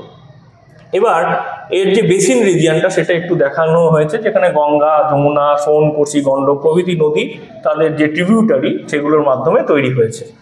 এবার চলে আসছি ইস্টার্ন পার্ট। পূর্ব ভাগে যদি চলে আসি, তাহলে দেখা যাবে যে ব্রহ্মপুত্র ভ্যালি আসাম অবধি আমরা এই যে নদী ফরমেশন, সেটা আমরা ইস্টার্ন পার্ট রিজিয়নে দেখতে পাবো। অর্থাৎ তিস্তা থেকে ব্রহ্মপুত্র ভ্যালি অবধি আমরা ইস্টার্ন পার্ট কল্পনা করব। This region is eastern part of আমাদের গ্রেট প্লেন। ওকে, তো এখানে আমরা যে জিনিসটা পাবো পূর্ব ভাগে, সেখানে দেখো the Himalayan river deposit gravel, অর্থাৎ প্রচুর গ্র্যাভেল, বড় বড় যে নুড়িগুলো সেগুলো গ্র্যাভেল, পেবল এবং সেডিমেন্ট, অর্থাৎ তার থেকে ছোটগুলো পেবল এবং আরো ছোটগুলো সেডিমেন্ট, সেগুলো ন্যারো বেল্ট অর্থাৎ 8 থেকে 16 কিলোমিটার অঞ্চল জুড়ে হিমালয়ের যে পাদদেশ, সেখানে প্রতিনিয়ত ঢালছে। এবার তার ফলে আমরা যে জোনটা পাচ্ছি, সেখানে ওই নুড়ি কাকর বালি সমৃদ্ধ যে একটা অর্ধমিশ্রিত একটা সিমেন্টিক জোন, যেখানে কংগ্লোমারেট শিলা তৈরি হয়, ভাবর, সেই অঞ্চলে তৈরি হচ্ছে। এই অঞ্চলটাকে আমরা বলছি ভাবর রিজিয়ন, বাংলায় বলছি ভাবর এবং ইংরাজিতেও বলছি ভাবর। কিন্তু এখানে যে শিলাটা তৈরি হয়, সেই শিলাটার নাম হচ্ছে কংগ্লোমারেট। এখানে তোমরা বিভিন্ন ধরনের শিলা একসাথে মিশে গিয়ে একটা সিমেন্টিক লেয়ার তৈরি হবে এবং বিভিন্ন ধরনের শিলা মিশ্রণে আমরা এই শিলাকে দেখতে পাবো। আচ্ছা, এই যে ভাবর, এই হচ্ছে ভাবরের রিজিয়ন, যেখানে আমরা বিভিন্ন ধরনের শিলা মিশ্রণে আমরা দেখতে পাচ্ছি যে শিলার নেচার ভাবর প্রকৃতির কন্ডিশন তৈরি করেছে। ভাবরের মধ্যে কি হয়, এই যে নদীগুলো, এই নদীগুলো এসে তাদের গতিপথ হারিয়ে ফেলে।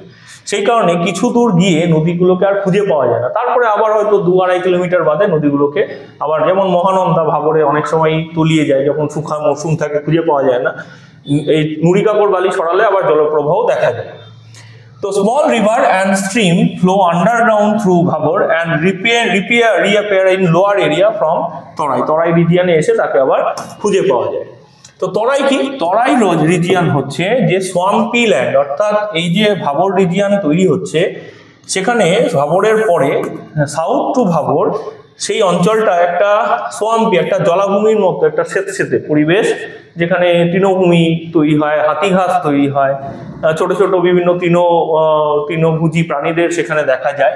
সব থেকে বড় প্রাণী হাতি সেখানে থাকে, সেই রিজিয়ানগুলোই হচ্ছে তরাই, যেখানে আমরা এই ভূমিরূপটা দেখতে পাবো। যেখানে কি হবে, এই দেখো এটা ছবিটা দেখো, এটা হচ্ছে হিমালয়ান রিজিয়ান, উপর থেকে নিচে নামছে এবং ভাবর তৈরি করছে, আরো নিচে নেমে আমরা তরাই পাবো, তারপরে আমরা অন্য ভূমিরূপগুলো তৈরি হতে দেখবো।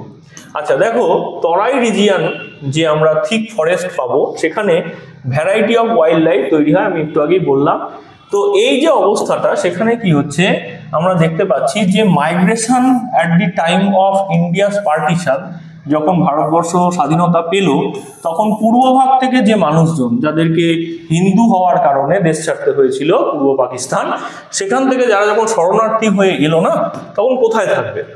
তখন তারা এই ভারতবর্ষের তরাই রিজিয়ানগুলোতে যে ফরেস্ট রিজিয়ান ছিল, সেগুলোকে পুরো কেটে সাফ করে এগ্রিকালচারাল ল্যান্ড বানালো। এবং তারা ধীরে ধীরে এই জন্য সাউথ থেকে, মানে আমরা উত্তর ভারতের উত্তরবঙ্গের অঞ্চলের দিকেও যদি যাই, উত্তরবঙ্গে তরাই রিজিয়ান ছোট হয়ে গেছে, কারণ এই পার্টিশন অফ বেঙ্গল।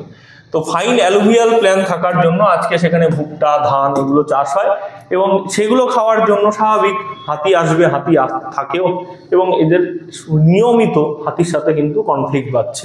তো এটাও কিন্তু এখানকার মেন ক্যারেক্টারের মধ্যে আমরা দেখতে পাচ্ছি। তো তরাই রিজিয়ানের মধ্যে যদি আমরা হিমালয়কে সরিয়ে নিই, তাহলে দেখা যাবে যে এখানে কিছু গ্রেট প্লেনে কিছু ইম্পর্টেন্ট ফ্যাক্ট আমাদের চোখে পড়বে। দেখো, এটা 2500 কিলোমিটার পাঞ্জাব এবং আসাম অঞ্চলে বিস্তৃত, আসাম এবং পাঞ্জাব মিলিয়ে 2500 কিলোমিটার বিস্তৃত। ডিপোজিশন ফ্রম ইন্দাস, গঙ্গা এবং ব্রহ্মপুত্র নদী, অর্থাৎ ব্রহ্মপুত্র, গঙ্গা বা এই সমস্ত নদীগুলোর যে মিলিত প্রবাহ, সেগুলোর ফলে কিন্তু আমরা এই অঞ্চলটাতে প্রচুর পরিমাণ পলি সঞ্চয় দেখতে পাবো। আর কি, 7 লাখ স্কোয়ার কিলোমিটার এলাকা, পাঞ্জাব থেকে আসাম অব্দি 2500 কিলোমিটার দৈর্ঘ্যে বিস্তৃত, 7 লাখ টোটাল এলাকার আয়তন। একটা বিস্তৃত অঞ্চল কিন্তু আমরা এই গ্রেট প্লেন রিজিয়নে দেখতে পাচ্ছি। One of the most fertile plain, total great plain কিন্তু পৃথিবীর সব থেকে ফার্টাইল ল্যান্ড। অ্যাভারেজ এলিভেশন 200 মিটারের কাছাকাছি। Uniform and flat gentle slope আমরা দেখতে পাই। ভাবর, তরাই, ভাঙর, খাদর, তোমাদের একটু আগে আমি একটু ছবিটা দেখালাম না, দেখবে ভাবর, ভাবরের পরেই হচ্ছে তরাই, তরাইয়ের পরে হচ্ছে খাদর। এই যে অঞ্চলগুলো আমরা এখানে পরপর দেখতে পাবো। তারপরে আমরা দেখতে পাবো যে density of population agricultural friendly কন্ডিশনের জন্য ব্যাপক গুরুত্বপূর্ণ, এই কারণে এখানে প্রচুর কিন্তু আমরা পপুলেশন ডেন্সিটি তৈরি হতে দেখব।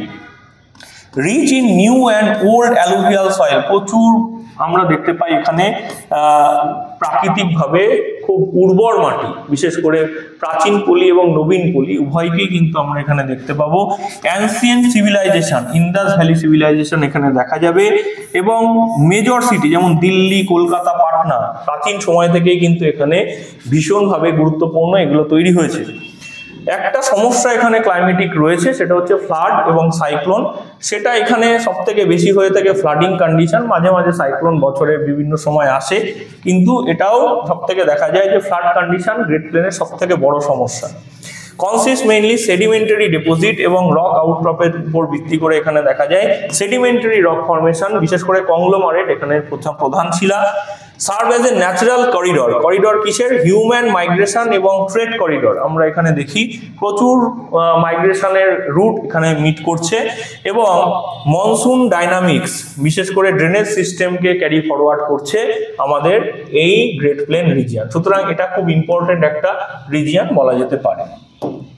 3 নম্বর যে অঞ্চল, সেটার নাম হচ্ছে পেনিনসুলার প্লেন, অর্থাৎ বা পেনিনসুলার প্লেটু রিজিয়ন। প্লেন বলাটা একদমই ভুল, প্লেটু অর্থাৎ মালভূমি।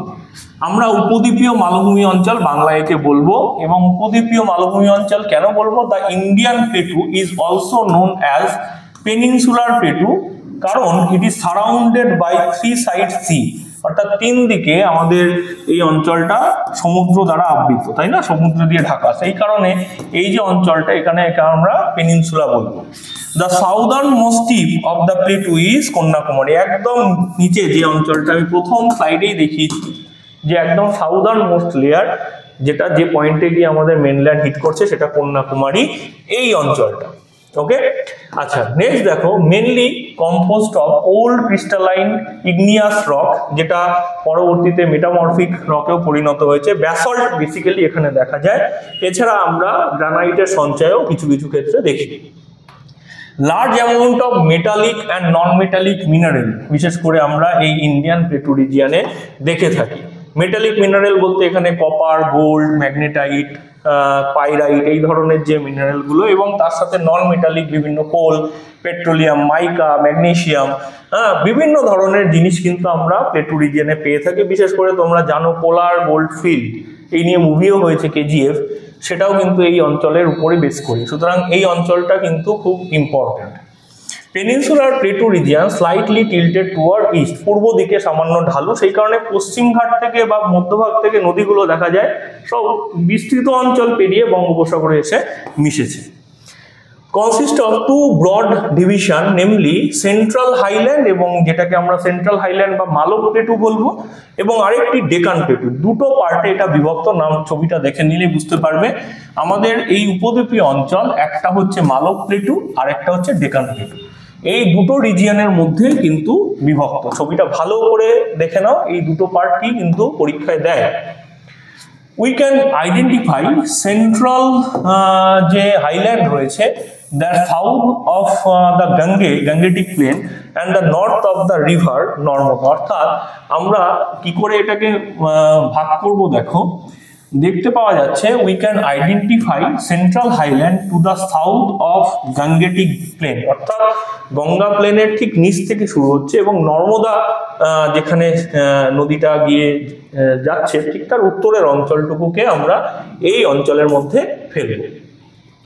The plateau region is dry, এই অঞ্চলটা কিন্তু একটু শুষ্ক, ক্লাইমেটিক ভাবে এটা একটু শুষ্ক অঞ্চল, কারণ এখানে বৃষ্টিপাত সেই অর্থে হয় না। The river are not perennial, কারণ এখানকার নদীগুলো কিন্তু সারা বছর বর্ষার জলে পুষ্ট, সেই কারণে বর্ষার জলে যেহেতু পুষ্ট, যেহেতু বরফ জল পাচ্ছে না, সেই কারণে এই জলগুলো নন পেরিনিয়াল প্রকৃতির। গ্রীষ্মকালে কিন্তু জল শুকিয়েই যায়, থাকে না বললেই চলে। The irrigation for the second crop, অর্থাৎ এখানকার যে নদীগুলোর মাধ্যমে জলসেচ বা আশেপাশে যে জলসেচগুলো পদ্ধতি হয়, এখানে কিন্তু নদী থেকে জলসেচ করা হয়ে থাকে না, এখানে জলসেচ হয় টিউবওয়েলের মাধ্যমে বা ট্যাঙ্কের মাধ্যমে, অর্থাৎ যেখানে জল ধরে রাখা হয় সেই পদ্ধতিতে জল বার করে এখানে আমরা চাষবাস করতে দেখি। ছোটনাগপুর প্লেটুও কিন্তু এই মালব প্লেটুর অংশ হিসেবে একটা দাবি রাখে। এটা হচ্ছে আমাদের মূল অঞ্চল, যেটা আমরা বলছি সেন্ট্রাল হাইল্যান্ড বা মালব অঞ্চল বা মালব প্লেটু, এবং তারপরে দ্বিতীয় হচ্ছে ডেকান প্লেটু। পরবর্তীতে এখানটা একটু আলাদা হয়ে যাওয়াতে ছোটনাগপুর প্লেটু এটাকে 3 নম্বর ধারা হিসেবে এর মধ্যে অ্যাড করা হয়েছে। তো মেন হচ্ছে এই অবস্থা। To the south of Narmada, নর্মদার দক্ষিণে আমরা ট্রায়াঙ্গুলার ল্যান্ডমাস দেখতে পাই, যেটাকে আমরা ডেকান প্লেটু হিসেবে বলতে পারি। আচ্ছা দেখো, ডেকান প্লেটু এই যে এরকম একটা ত্রিভুজের মতো অংশ, মহারাষ্ট্র মালভূমি, তেলেঙ্গানা মালভূমি, অন্ধ্রপ্রদেশ, তামিলনাড়ু সব এটার মধ্যেই কিন্তু অবস্থান করছে। বাউন্ডারি অফ ডেকান প্লেটু যদি দেখা যায় তাহলে বাউন্ডারিটা কিরকম দেখো, নর্থে সাতপুরা রেঞ্জ আছে, উত্তরে আমরা সাতপুরা পর্বত দেখতে পাচ্ছি, দক্ষিণে নীলগিরি পাচ্ছি, পূর্বে ইস্টার্ন ঘাট পাচ্ছি এবং পশ্চিমে ওয়েস্টার্ন ঘাট পাচ্ছি। তার মানে এই বাউন্ডারিটা একটা পুরো প্রাকৃতিকভাবে যেন বিভাজিত, অর্থাৎ উত্তরে সাতপুরা, দক্ষিণে নীলগিরি, পূর্বে ইস্টার্ন ঘাট এবং পশ্চিমে ওয়েস্টার্ন ঘাট, এর মাঝখানে কিন্তু আমাদের এই ডেকান প্লেটু রিজিয়ন অবস্থান করছে। দেখো এখানে একটা বিশেষ জিনিস, ওয়েস্টার্ন ঘাট রিজিয়নের ক্যারেক্টার যদি দেখা যায়, এটা হচ্ছে মোটামুটি একটা ওয়েস্টার্ন ঘাটের ডায়াগ্রাম আমি দেওয়ার চেষ্টা করেছি, যেটার মিনিং বলছে যে parallel to the west coast, অর্থাৎ পশ্চিম যে উপকূল সেটার সাথে সাথে একদম সমান্তরালে চলেছে, কন্টিনিউয়াস রেঞ্জ, এর মধ্যে কিছু পাস রয়েছে যেগুলো এর মধ্যে কোস্টাল প্লেন রিজিয়নে ঢোকার পাস হিসেবে রয়েছে। পাস মানে কি, যেরকম আমরা হিমালয়ে গিরিখাত দেখি সেরকমই এখানে কিছু পাস রয়েছে, যেরকম পাস মানে কি, এরকম প্রাচীন সময়ে বানানো কিছু রাস্তা যেগুলো কেটে কেটে মানুষ বা প্রাকৃতিকভাবেই হয়তো তৈরি ছিল, সেগুলো মানুষ আরো মডিফাই করেছে। ওয়েস্টার্ন ঘাট আর হায়ার দেন ইস্টার্ন ঘাট, পূর্ব ঘাট কিন্তু খুব একটা উচ্চপ্রাপ্ত নয়, ওয়েস্টার্ন ঘাট অনেক বেশি উচ্চ। সো দ্যাট ডেকান প্লেটু আমরা যদি দেখি West east slope is seen, সেই কারণেই পশ্চিম থেকে পূর্ব দিকে ঢালটা দেখা যায়। এক্সটেন্ড ফর 1600 কিলোমিটার, 1600 কিলোমিটার বিস্তৃত রিজিয়ন আমরা দেখতে পাচ্ছি ওয়েস্টার্ন ঘাটের ক্ষেত্রে। ওয়েস্টার্ন ঘাট এবং নীলগিরি পর্বত যে অঞ্চলটা, নীলগিরিও কিন্তু ওয়েস্টার্ন ঘাটের পার্ট হিসেবেই বিখ্যাত। দেখা যায় যে ওয়েস্টার্ন ঘাট এবং নীলগিরি যে জায়গাটায় মিশছে সেই জায়গাটার নাম হচ্ছে গুড্ডালুর। এই গুড্ডালুর কিন্তু ওয়েস্টার্ন ঘাটের এবং নীলগিরি, এটা কিন্তু পরীক্ষায় আসে। পরীক্ষায় এতদিন কি দিত, ইস্টার্ন ঘাট এবং ওয়েস্টার্ন ঘাট কোন পয়েন্টে মিশছে, সবাই জানে নীলগিরি। নীলগিরি আর ওয়েস্টার্ন ঘাট কোন পয়েন্টে মিশছে সেটার নাম হচ্ছে গুড্ডালুর। এটাও কিন্তু একটা খুব ইম্পর্টেন্ট পয়েন্ট হিসেবে বিখ্যাত। আচ্ছা, দেখা যাচ্ছে যে দোদাবেতা নীলগিরি সর্বোচ্চ শৃঙ্গ, সেটাও কিন্তু আমরা এখানে দেখতে পাচ্ছি। দক্ষিণ ভারতের সর্বোচ্চ শৃঙ্গ বলা হয় দোদাবেতাকে। এছাড়া আনাইমুদি, পালানি হিল, আন্নামালাই, এগুলোও কিন্তু আমরা এই পর্বতের অংশ হিসেবে দেখতে পাচ্ছি। Anamudi peak 2695 metre. এটা আমরা একটুখানি বিভিন্ন সময় বিভিন্ন বইতে চেঞ্জ হতে দেখি, কখনো দোদাবেতাকে দেখি, কখনো এখানে দেখছি আনাইমুদি পিক বলছে 2695 metre, highest peak in South India. দক্ষিণ ভারতের সব থেকে উচ্চতম শৃঙ্গ বলছে আনাইমুদিকে। ওকে, এটাই কিন্তু তোমরা লিখবে, হ্যাঁ, দোদাবেতা নয়, এখন আনাইমুদিকে বলা হচ্ছে 2695 মিটার সর্বোচ্চ শৃঙ্গ দক্ষিণ ভারতে। এবার চলে আসছি ইস্টার্ন ঘাট রিজিয়নে। যদি দেখা যায় যে ইস্টার্ন ঘাট পর্বত, সেখানে দেখা যাচ্ছে যে মহানদী ভ্যালি, নীলগিরি অবধি, যে মহানদী থেকে নীলগিরি অবধি অঞ্চল, এখান থেকে অর্থাৎ উড়িষ্যার মহানদী থেকে নীলগিরি, সেই অঞ্চলটাকে আমরা যদি দেখি সেটা কিন্তু খুব একটা এরকম ওয়েস্টার্ন ঘাটের মতো কন্টিনিউয়াস নয়, মাঝে মাঝে ব্রেক রয়েছে। তো সেই জন্য ইস্টার্ন ঘাট হচ্ছে একটা ডাইসেক্টেড হিল রিজিয়ন তৈরি করেছে, এবং এখানে ইস্টার্ন ঘাট রিজিয়নের মধ্যে আমরা বিভিন্ন ধরনের বৈচিত্র্য দেখতে পাই। বিশেষ করে বিশেষ ধরনের কিছু নদী, যেমন গোদাবরী, কৃষ্ণা, মহানদী, কাবেরী, এরা সবাই তো পশ্চিম থেকে এসে পূর্ব দিকে গেছে, সেই কারণে পূর্ব ঘাটকে কিন্তু ডাইসেক্ট করেছে এই নদীগুলো। সেই কারণে এই ক্যারেক্টারগুলোও কিন্তু ইম্পর্টেন্ট। দেখো অ্যাভারেজ হাইট কত, অ্যাভারেজ হাইট হচ্ছে 900 মিটার। 900 মিটার কার হাইট? পূর্ব ঘাটের অ্যাভারেজ হাইট। পূর্ব ঘাটের গড় উচ্চতা কত? 900 মিটার। আচ্ছা, হাইয়েস্ট পিক আমাদের পূর্বঘাট পর্বতের যদি উচ্চতম অংশটাকে দেখা যায়, সেটাকে বিশাখাপত্তনমের কাছে আরোয়াকোন্ডা। আরোয়াকোন্ডা এখনো অবধি দেখা যাচ্ছে highest peak Aroyakonda near Chintapalli, 1680 meter. 1680 meter এখনো অবধি দেখা গেছে। বিশাখাপত্তনম থেকে যাওয়া যায়, ওই আরাকুর কাছেই বলা যেতে পারে। এই অঞ্চলটা হচ্ছে পূর্বঘাট পর্বতের সর্বোচ্চ শৃঙ্গ। কি নাম? আরোয়াকোন্ডা। ওকে, এটা আসার মতো কিন্তু। Name of the hilly tract, eastern ঘাটের যদি আমরা কিছু হিলকে দেখি, কি কি হিল পাওয়া যায় দেখো। আমরা যদি হিল রিজিয়নগুলোকে খেয়াল করি তাহলে দেখা যাচ্ছে নাল্লামাল্লা বা নাল্লামালা, ভেলিকোন্ডা এবং পালাকোন্ডা, এছাড়া শেষাচলম হিল, এগুলো কিন্তু সবই হিন্দু দেবদেবীর পীঠস্থান। মানে এই সমস্ত জায়গায় তোমরা গেলে ডেফিনেটলি হিন্দু দেবদেবীর মন্দির পাবে। আচ্ছা, remarkable features of the peninsular plateau is black soil. যদি তোমরা ভলক্যানিক অ্যাক্টিভিটিকে জানো তাহলে জানো যে পেনিনসুলার প্লেটু রিজিয়নে, আমি একটু আগেই বললাম যে কালো মাটি, সমৃদ্ধ মাটি, সেটা কিন্তু আমরা এখানে দেখতে পাবো। কিছু ইম্পর্টেন্ট ফ্যাক্ট আমি যদি দেখি তাহলে দেখবো 15খানা ফ্যাক্ট আমি পেয়েছি, যেটাকে আমরা একটু নালিফাই করব এখানে। প্রথমত, ওল্ডেস্ট ল্যান্ডমার্ক ওয়ার্ল্ডের, যেটা গন্ডোয়ানা ল্যান্ড থেকে তৈরি, সেটা এখানে পাচ্ছি। Lie south of the Indo Gangetic plain, ভারতীয় অঞ্চলে ইন্দো গ্যাংগেটিক প্লেন অর্থাৎ সিন্ধু গঙ্গা প্লেনের দক্ষিণে এর অবস্থান। Major part central and southern যে ইন্ডিয়া, সেই অঞ্চলের মধ্যে মেজর পার্ট রয়েছে। Form by igneous and metamorphic rock, অর্থাৎ আগ্নেয় এবং যে আমরা রূপান্তরিত শিলা দেখি তার ফলেই কিন্তু এখানে তৈরি হয়েছে এটা। ক্যারেক্টারাইজ বাই ব্রড আনইভেন টেবিলল্যান্ড, আমরা বিস্তৃত আনইভেন টেবিলল্যান্ড আমরা দেখতে পাচ্ছি। ডিভাইডেড ইন্টু সেন্ট্রাল হাইল্যান্ড এবং ডেকান প্লেটু, অর্থাৎ উচ্চ মধ্য যে উচ্চভূমি এবং দাক্ষিণাত্যের যে প্লেটু রিজিয়ন, এই দুটো অঞ্চলে এটা বিভক্ত। বাউন্ডেড বাই ওয়েস্টার্ন ঘাট পশ্চিমে এবং ইস্টার্ন ঘাট পূর্বঘাট নামে পূর্ব দিকে রয়েছে। প্রধান নদী হচ্ছে নর্মদা, গোদাবরী, কৃষ্ণা, মহানদী, কাবেরী, এগুলো দেখা যাচ্ছে। স্লোপ পশ্চিম থেকে পূর্ব দিকে আমরা জেনে এসেছি। রিচ মিনারেল রিসোর্স যেমন কোল, আয়রন, ম্যাঙ্গানিজ, তারপরে কোলার গোল্ডফিল্ড, মানে গোল্ড প্রচুর পাওয়া যাচ্ছে। ব্ল্যাক রেড এবং ল্যাটেরাইট সয়েল এই তিনটেই আমরা দেখতে পাবো। লাভা প্লেটু যেমন ডেকান ট্র্যাপ রিজিয়ন হিসেবে পরিচিত। Support dry and deciduous forest অর্থাৎ শুষ্ক এবং ডেসিডিয়াস ফরেস্ট রিজিয়ন এখানে পাওয়া যাচ্ছে। Less prone to earthquake compare to Himalayan রিজিয়নের থেকেও আর্থকোয়েক এখানে অনেক কম আমরা দেখতে পাচ্ছি। হ্যাজ মেনি হিল রিজিয়স যেমন আরাবল্লী, বিন্ধ্য, সাতপুরা, নীলগিরি এই সমস্ত পর্বতগুলো ভীষণ ইম্পর্টেন্ট এখানে আমরা দেখতে পাচ্ছি। আচ্ছা, আর কি কি পাওয়া যাচ্ছে দেখা যাক। দেখা যাচ্ছে আমাদের নেক্সট যে ফ্যাক্ট সেটা হচ্ছে থার ডেজার্ট। 15টা ফ্যাক্ট তো হয়ে গেল। তো আমাদের থার ডেজার্টের রেফারেন্স যদি দেখি তাহলে থার ডেজার্ট আমাদের কোথায় রয়েছে, আমাদের 4 নম্বর ক্যারেক্টার ভূমিরূপের, এইটা হচ্ছে আমাদের রাজস্থান। তো রাজস্থান মানেই যে ডেজার্ট এটা নয়, রাজস্থানের দুটো পার্ট আছে, একটা পূর্ব একটা পশ্চিম। ইস্টার্ন পার্ট কিন্তু রাজস্থানের এরকম ডেজার্টের নয়। ওয়েস্টার্ন পার্ট অর্থাৎ আমরা যেটাকে পশ্চিম ভাগ রাজস্থানের বলে থাকি, বিশেষ করে জয়পুর, যোধপুর এই সমস্ত জায়গাগুলো কিন্তু ওয়েস্টার্নের মধ্যে পড়ছে না। এই ওয়েস্টার্ন পার্টটা যদি আমরা আরাবল্লীর ওই পাশের অঞ্চলে চলে যাই, অর্থাৎ আরাবল্লী হচ্ছে এখানকার ডিভাইড। আরাবল্লীর পূর্ব দিকে কিন্তু যথেষ্ট বৃষ্টি হয়, যথেষ্ট শস্য শ্যামল, কিন্তু যদি পূর্ব ভাগ পেরিয়ে আরাবল্লী পেরিয়ে পশ্চিমে চলে যায়, বিশেষ করে চুরু এই সমস্ত অঞ্চলগুলো, জয়সলমীর, এগুলো সবই কিন্তু প্রচন্ড পরিমাণ শুষ্ক রুক্ষ, যেটাকে আমরা প্রকৃত মরুভূমি অঞ্চল বলে থাকি। Located on the leeward side of আরাবল্লী, আরাবল্লীর মানে যেদিকে প্রতিবাদ ঢাল সেই দিকটাতে এটা অবস্থান করছে। Receive very low amount of rainfall, 100 থেকে 150 মিলিমিটার বৃষ্টিপাতও এখানে হয় না, মানে 10 সেন্টিমিটার 15 সেন্টিমিটার বৃষ্টিপাতও হয় না, পূর্বভাগে কিন্তু ডেফিনেটলি হচ্ছে। The desert consist of undulating sandy plain এবং আউটক্রপ প্রচুর পরিমাণে রয়েছে।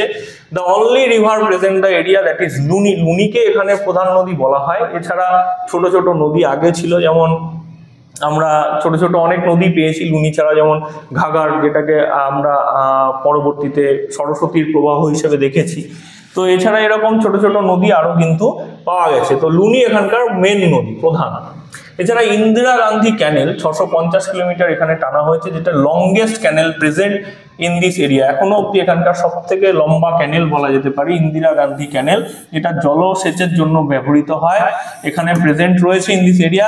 Haynes several large hectare of desert land have been brought under cultivation, বিস্তৃত অঞ্চল কিন্তু এর ফলে চাষযোগ্য হয়ে উঠেছে রাজস্থানে। তো এটাই হচ্ছে আমাদের ভাকরা ড্যাম। ভাকরা ড্যাম থেকে ইন্দিরা গান্ধী ক্যানেল টেনে নিয়ে গিয়ে থার ডেজার্টে ফেলা হয়েছে। আচ্ছা, নেক্সট হচ্ছে দেখো থার ডেজার্টের রেফারেন্সে কিছু 15টা আমি ইম্পর্টেন্ট ফ্যাক্ট তোমাদের সামনে তুলে ধরছি।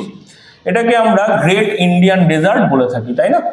Great Indian desert located north western India, mainly Rajasthan, covers an area 2 lakh square kilometer এলাকা জুড়ে বিস্তৃত, বর্ডার বাই দ্য আরাবল্লী রেঞ্জ ইন দ্য ইস্ট, পূর্বভাগে আরাবল্লী পর্বত রয়েছে, অর্থাৎ আরাবল্লীর পশ্চিম পার্টটাকেই বেসিক্যালি বলা হচ্ছে। Form due to rain shadow effect of আরাবল্লী, অর্থাৎ বৃষ্টির ছায় অঞ্চল হিসেবে কিন্তু এটা তৈরি হয়েছে। Receive less than 150 millimeter rainfall, প্রত্যেক বছর 15 সেন্টিমিটারের কম বৃষ্টিপাত এখানে পেয়ে থাকে।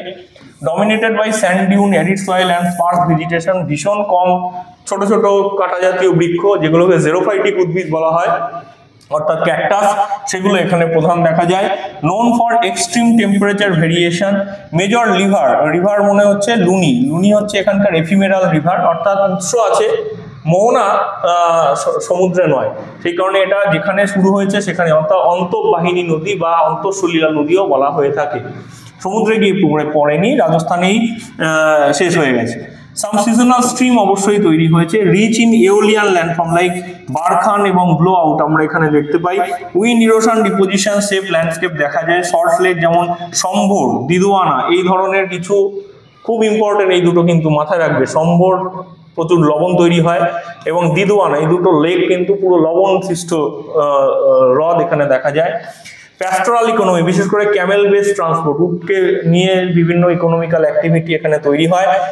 কন্টেন্ট ডেজার্ট ন্যাশনাল পার্ক, যেরকম Desert National Park near Jaisalmer সেটা রয়েছে ডেজার্টের মধ্যে জাতীয় উদ্যান।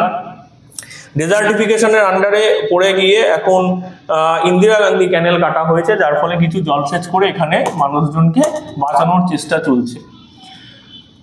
5 নম্বর যে ফিচারটা সেটা হচ্ছে কোস্টাল প্লেন। তোমরা আমাদের প্রথম স্লাইডের দিকেই যে দেখেছি যে ওয়েস্টার্ন আমাদের পুরো প্রায় বিস্তৃত অঞ্চল, গুজরাট থেকে পশ্চিমবঙ্গ আমরা এর মধ্যে পাচ্ছি।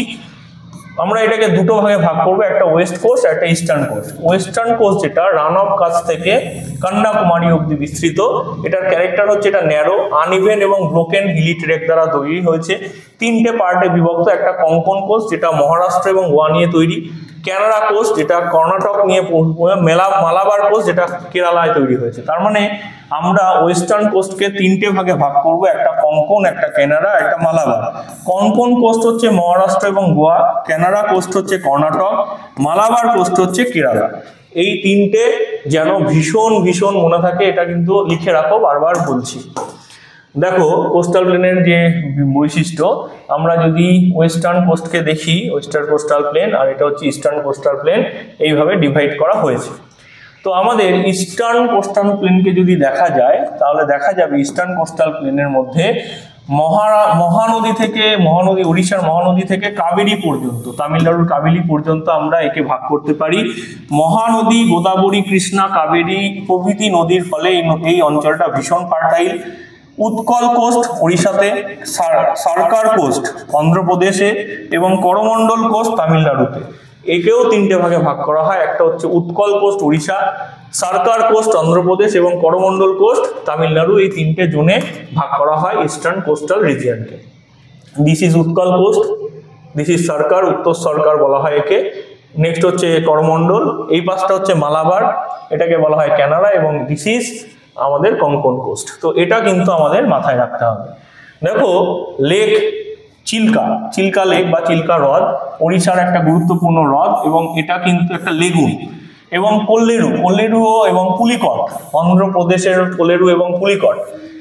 আর other important feature of coastal plain, মানে এই পূর্বভাগের যে সমতল ভূমি আছে, উপকূল রেখা, সেখানে চিল্কা একটা লেগুন উড়িষ্যাতে রয়েছে, কোল্লেরু এবং পুলিকট এরা অন্ধ্রপ্রদেশে রয়েছে, এরাও কিন্তু এখানকার উল্লেখযোগ্য ফিচারের মধ্যে পড়ছে। চিল্কা, কোল্লেরু একটু ভেতরে পড়ছে এবং পুলিকট সেটা সমুদ্রের কাছাকাছি রয়েছে, একমাত্র কোল্লেরু একটু ভেতরে, এগুলো কিন্তু অবস্থান করছে। কিছু ফিচার দেখা যাক কি কি আছে। দেখো ইস্টার্ন এবং ওয়েস্টার্ন কোস্টের মধ্যে, ইন্ডিয়ার মধ্যে কিছু ফিচার আমরা দেখতে পাই, যেমন divide eastern coastal plain and western coastal plain. আমরা দুটো পার্টে আমরা ভাগ করছি আমাদের কোস্টাল ল্যান্ডকে। ইস্টার্ন কোস্টাল প্লেন ওয়াইডার এবং মোর ভার্টাইল, আর ওয়েস্টার্ন কোস্টাল প্লেন অনেক বেশি ন্যারোয়ার। Western coastal plain is narrow and rocky, কারণ এর উত্তরটা কিন্তু পেনিনসুলা আমাদের দিয়ে দিয়েছে। Eastern side is drain by river like Mahanadi, Godavari, Krishna, Kaveri, এগুলোর জন্য ইস্টার্ন সাইড অনেক বেশি ন্যারোয়ার। ইস্টার্ন সাইড অনেক বেশি ন্যারোয়ার বলছে, অনেক বেশি ওয়াইডার, এবং সেই কারণে এই মহানদী, গোদাবরী এদের যে সমৃদ্ধ পলল ভূমি, তার ফলে ইস্টার্ন সাইড এত বেশি চওড়া। ফেমাস ডেল্টা যেমন সুন্দরবন, খুব ইম্পর্টেন্ট, গ্যাঙ্গেস নদীর ফলে তৈরি হয়েছে, এবং গোদাবরী ডেল্টা, এই দুটো ডেল্টা, যদিও সুন্দরবন ডেল্টাকে এর মধ্যে ফেলা হওয়া উচিত না, কিন্তু যেহেতু ডেল্টা রেফারেন্স চলে এলো, যেহেতু পশ্চিমবঙ্গের উপকূল, ওড়িশা উপকূলের রেফারেন্স যেহেতু আসছে, সেই কারণে সুন্দরবন কিন্তু গ্রেট প্লেনের অংশ হিসেবে থাকে, কিন্তু কোস্টাল যেহেতু, সেই কারণে সুন্দরবনকে আমরা নিয়ে চলে আসছি কোস্টাল উপকূলের মধ্যে, কোস্টাল রিজিয়নে। সুতরাং গ্যাঙ্গেসের জন্য তৈরি সুন্দরবন এবং গোদাবরী ডেল্টা, এই দুটো ডেল্টা এখানে পাওয়া যাচ্ছে। রিচ এগ্রিকালচার, বিশেষ করে রাইস কাল্টিভেশন এখানে বিস্তৃত ভূমিতে মানুষ করে থাকে। মুম্বাই, চেন্নাই, বিশাখাপত্তনম, কোচি প্রভৃতি হচ্ছে major port. Rich marine resource, যেরকম আমরা পাচ্ছি, ফিশিং ইন্ডাস্ট্রি প্রচুর ডেভেলপ করেছে, এবং বিউটিফুল বিচ, যেরকম আমরা দেখতে পাচ্ছি গোয়া, পুরী, চেন্নাই মেরিনা বিচ, এগুলো কিন্তু এখানে ব্যাপক সমৃদ্ধ দেখা যাচ্ছে। এবার চলে আসছি আইল্যান্ড বলতে কি, অর্থাৎ দ্বীপপুঞ্জ যদি আমরা দেখি, তাহলে দেখা যাবে দেয়ার আর টু গ্রুপ অফ আইল্যান্ড। একটা হচ্ছে আন্দামান নিকোবর, অর্থাৎ আমরা আরাবিয়ান সি এবং বে অফ বেঙ্গল আইল্যান্ড হিসেবে দেখি, তাহলে বে অফ বেঙ্গলের মধ্যে আমরা আন্দামান নিকোবর আইল্যান্ড পাচ্ছি। এটার ক্যারেক্টার কি, they are stretch Bay of Bengal, they are elevated portion of আরাকানোমা, অর্থাৎ আরাকানোমা নিচে গিয়ে একটু উঁচু হয়েছে, জলের তলা থেকে উপরে উঠেছে, সেই কারণে ওই এক্সটেন্ডেড পার্ট, হিমালয়ের পার্টও অনেকে এটাকে বলে থাকে। এবং নারকোন্ডাম অ্যান্ড ব্যারেন আইল্যান্ড, এই দুটো হচ্ছে ভলকানিক অরিজিন, অর্থাৎ আন্দামান নিকোবর আইল্যান্ড পুরোটাই বলা যায় ভলকানিক অরিজিনে ফরমেশন নিয়েছে। আচ্ছা, এবার দেখা যাচ্ছে যে 2004 সালে ভারতবর্ষের একদম দক্ষিণতম বিন্দু, যেটাকে আমরা ইন্দিরা পয়েন্ট বলে থাকি, সেটা নিকোবর দ্বীপপুঞ্জের একদম দক্ষিণতম প্রান্ত, যেটা কিন্তু সমুদ্রের জলের তলায় চলে গেছে সুনামিতে। 2004 সালে সুনামিতে চলে গেছে, মানে ডুবে গেছে, সেই কারণেই দক্ষিণ পয়েন্টটা কিন্তু এখন চেঞ্জ হয়েছে। এরপরে আসছে লাক্ষাদ্বীপ আইল্যান্ড। লাক্ষাদ্বীপ হচ্ছে লাক্ষা বা কীটের ফলে তৈরি হয়েছে। এটা আরাবিয়ান সিতে বা ভারত মহাসাগর থেকে আমরা যে দুটো শাখা পাচ্ছি, একটা বঙ্গোপসাগর, একটা আরব সাগর, পশ্চিম শাখাটি আরাবিয়ান সিতে এই দ্বীপপুঞ্জ রয়েছে। দে আর কোরাল অরিজিন, অর্থাৎ কীটের ফলে তৈরি হয়েছে। টোটাল এরিয়া 32 স্কোয়ার কিলোমিটার জুড়ে। This island are famous in variety of flora and fauna. অন্য ধরনের ফ্লোরাফোনা যেটা সচরাচর আমাদের মেনল্যান্ডে পাওয়া যায় না, সেই ধরনের ফ্লোরাফোনাগুলোর জন্য এখানে বিখ্যাত। তো এটা হচ্ছে লাক্ষাদ্বীপ আইল্যান্ড। এইখানে আমরা কোরাল রিফ পাচ্ছি প্রচুর, এখানে মানুষ এখন প্রচুর যাচ্ছে। নেক্সট হচ্ছে ইন্ডিয়া হ্যাজ 2 মেজর আইল্যান্ড। আমাদের ভারতবর্ষকে যদি দেখা যায়, দুটো আইল্যান্ড আমরা মেন পাচ্ছি, তাহলে একটা আন্দামান নিকোবর আইল্যান্ড, একটা যেটা বে অফ বেঙ্গল, আর একটা হচ্ছে লাক্ষাদ্বীপ আইল্যান্ড যেটা আরব সাগরে। আন্দামান আর Nicobar island volcanic origin, specially barren island, India's only একটি ভলকানো এখানে পাওয়া যাচ্ছে। আর Lakshadweep island coral, atoll, reef এই সমস্ত জিনিস দিয়ে তৈরি, কোরাল ডিপোজিট পাওয়া যাচ্ছে।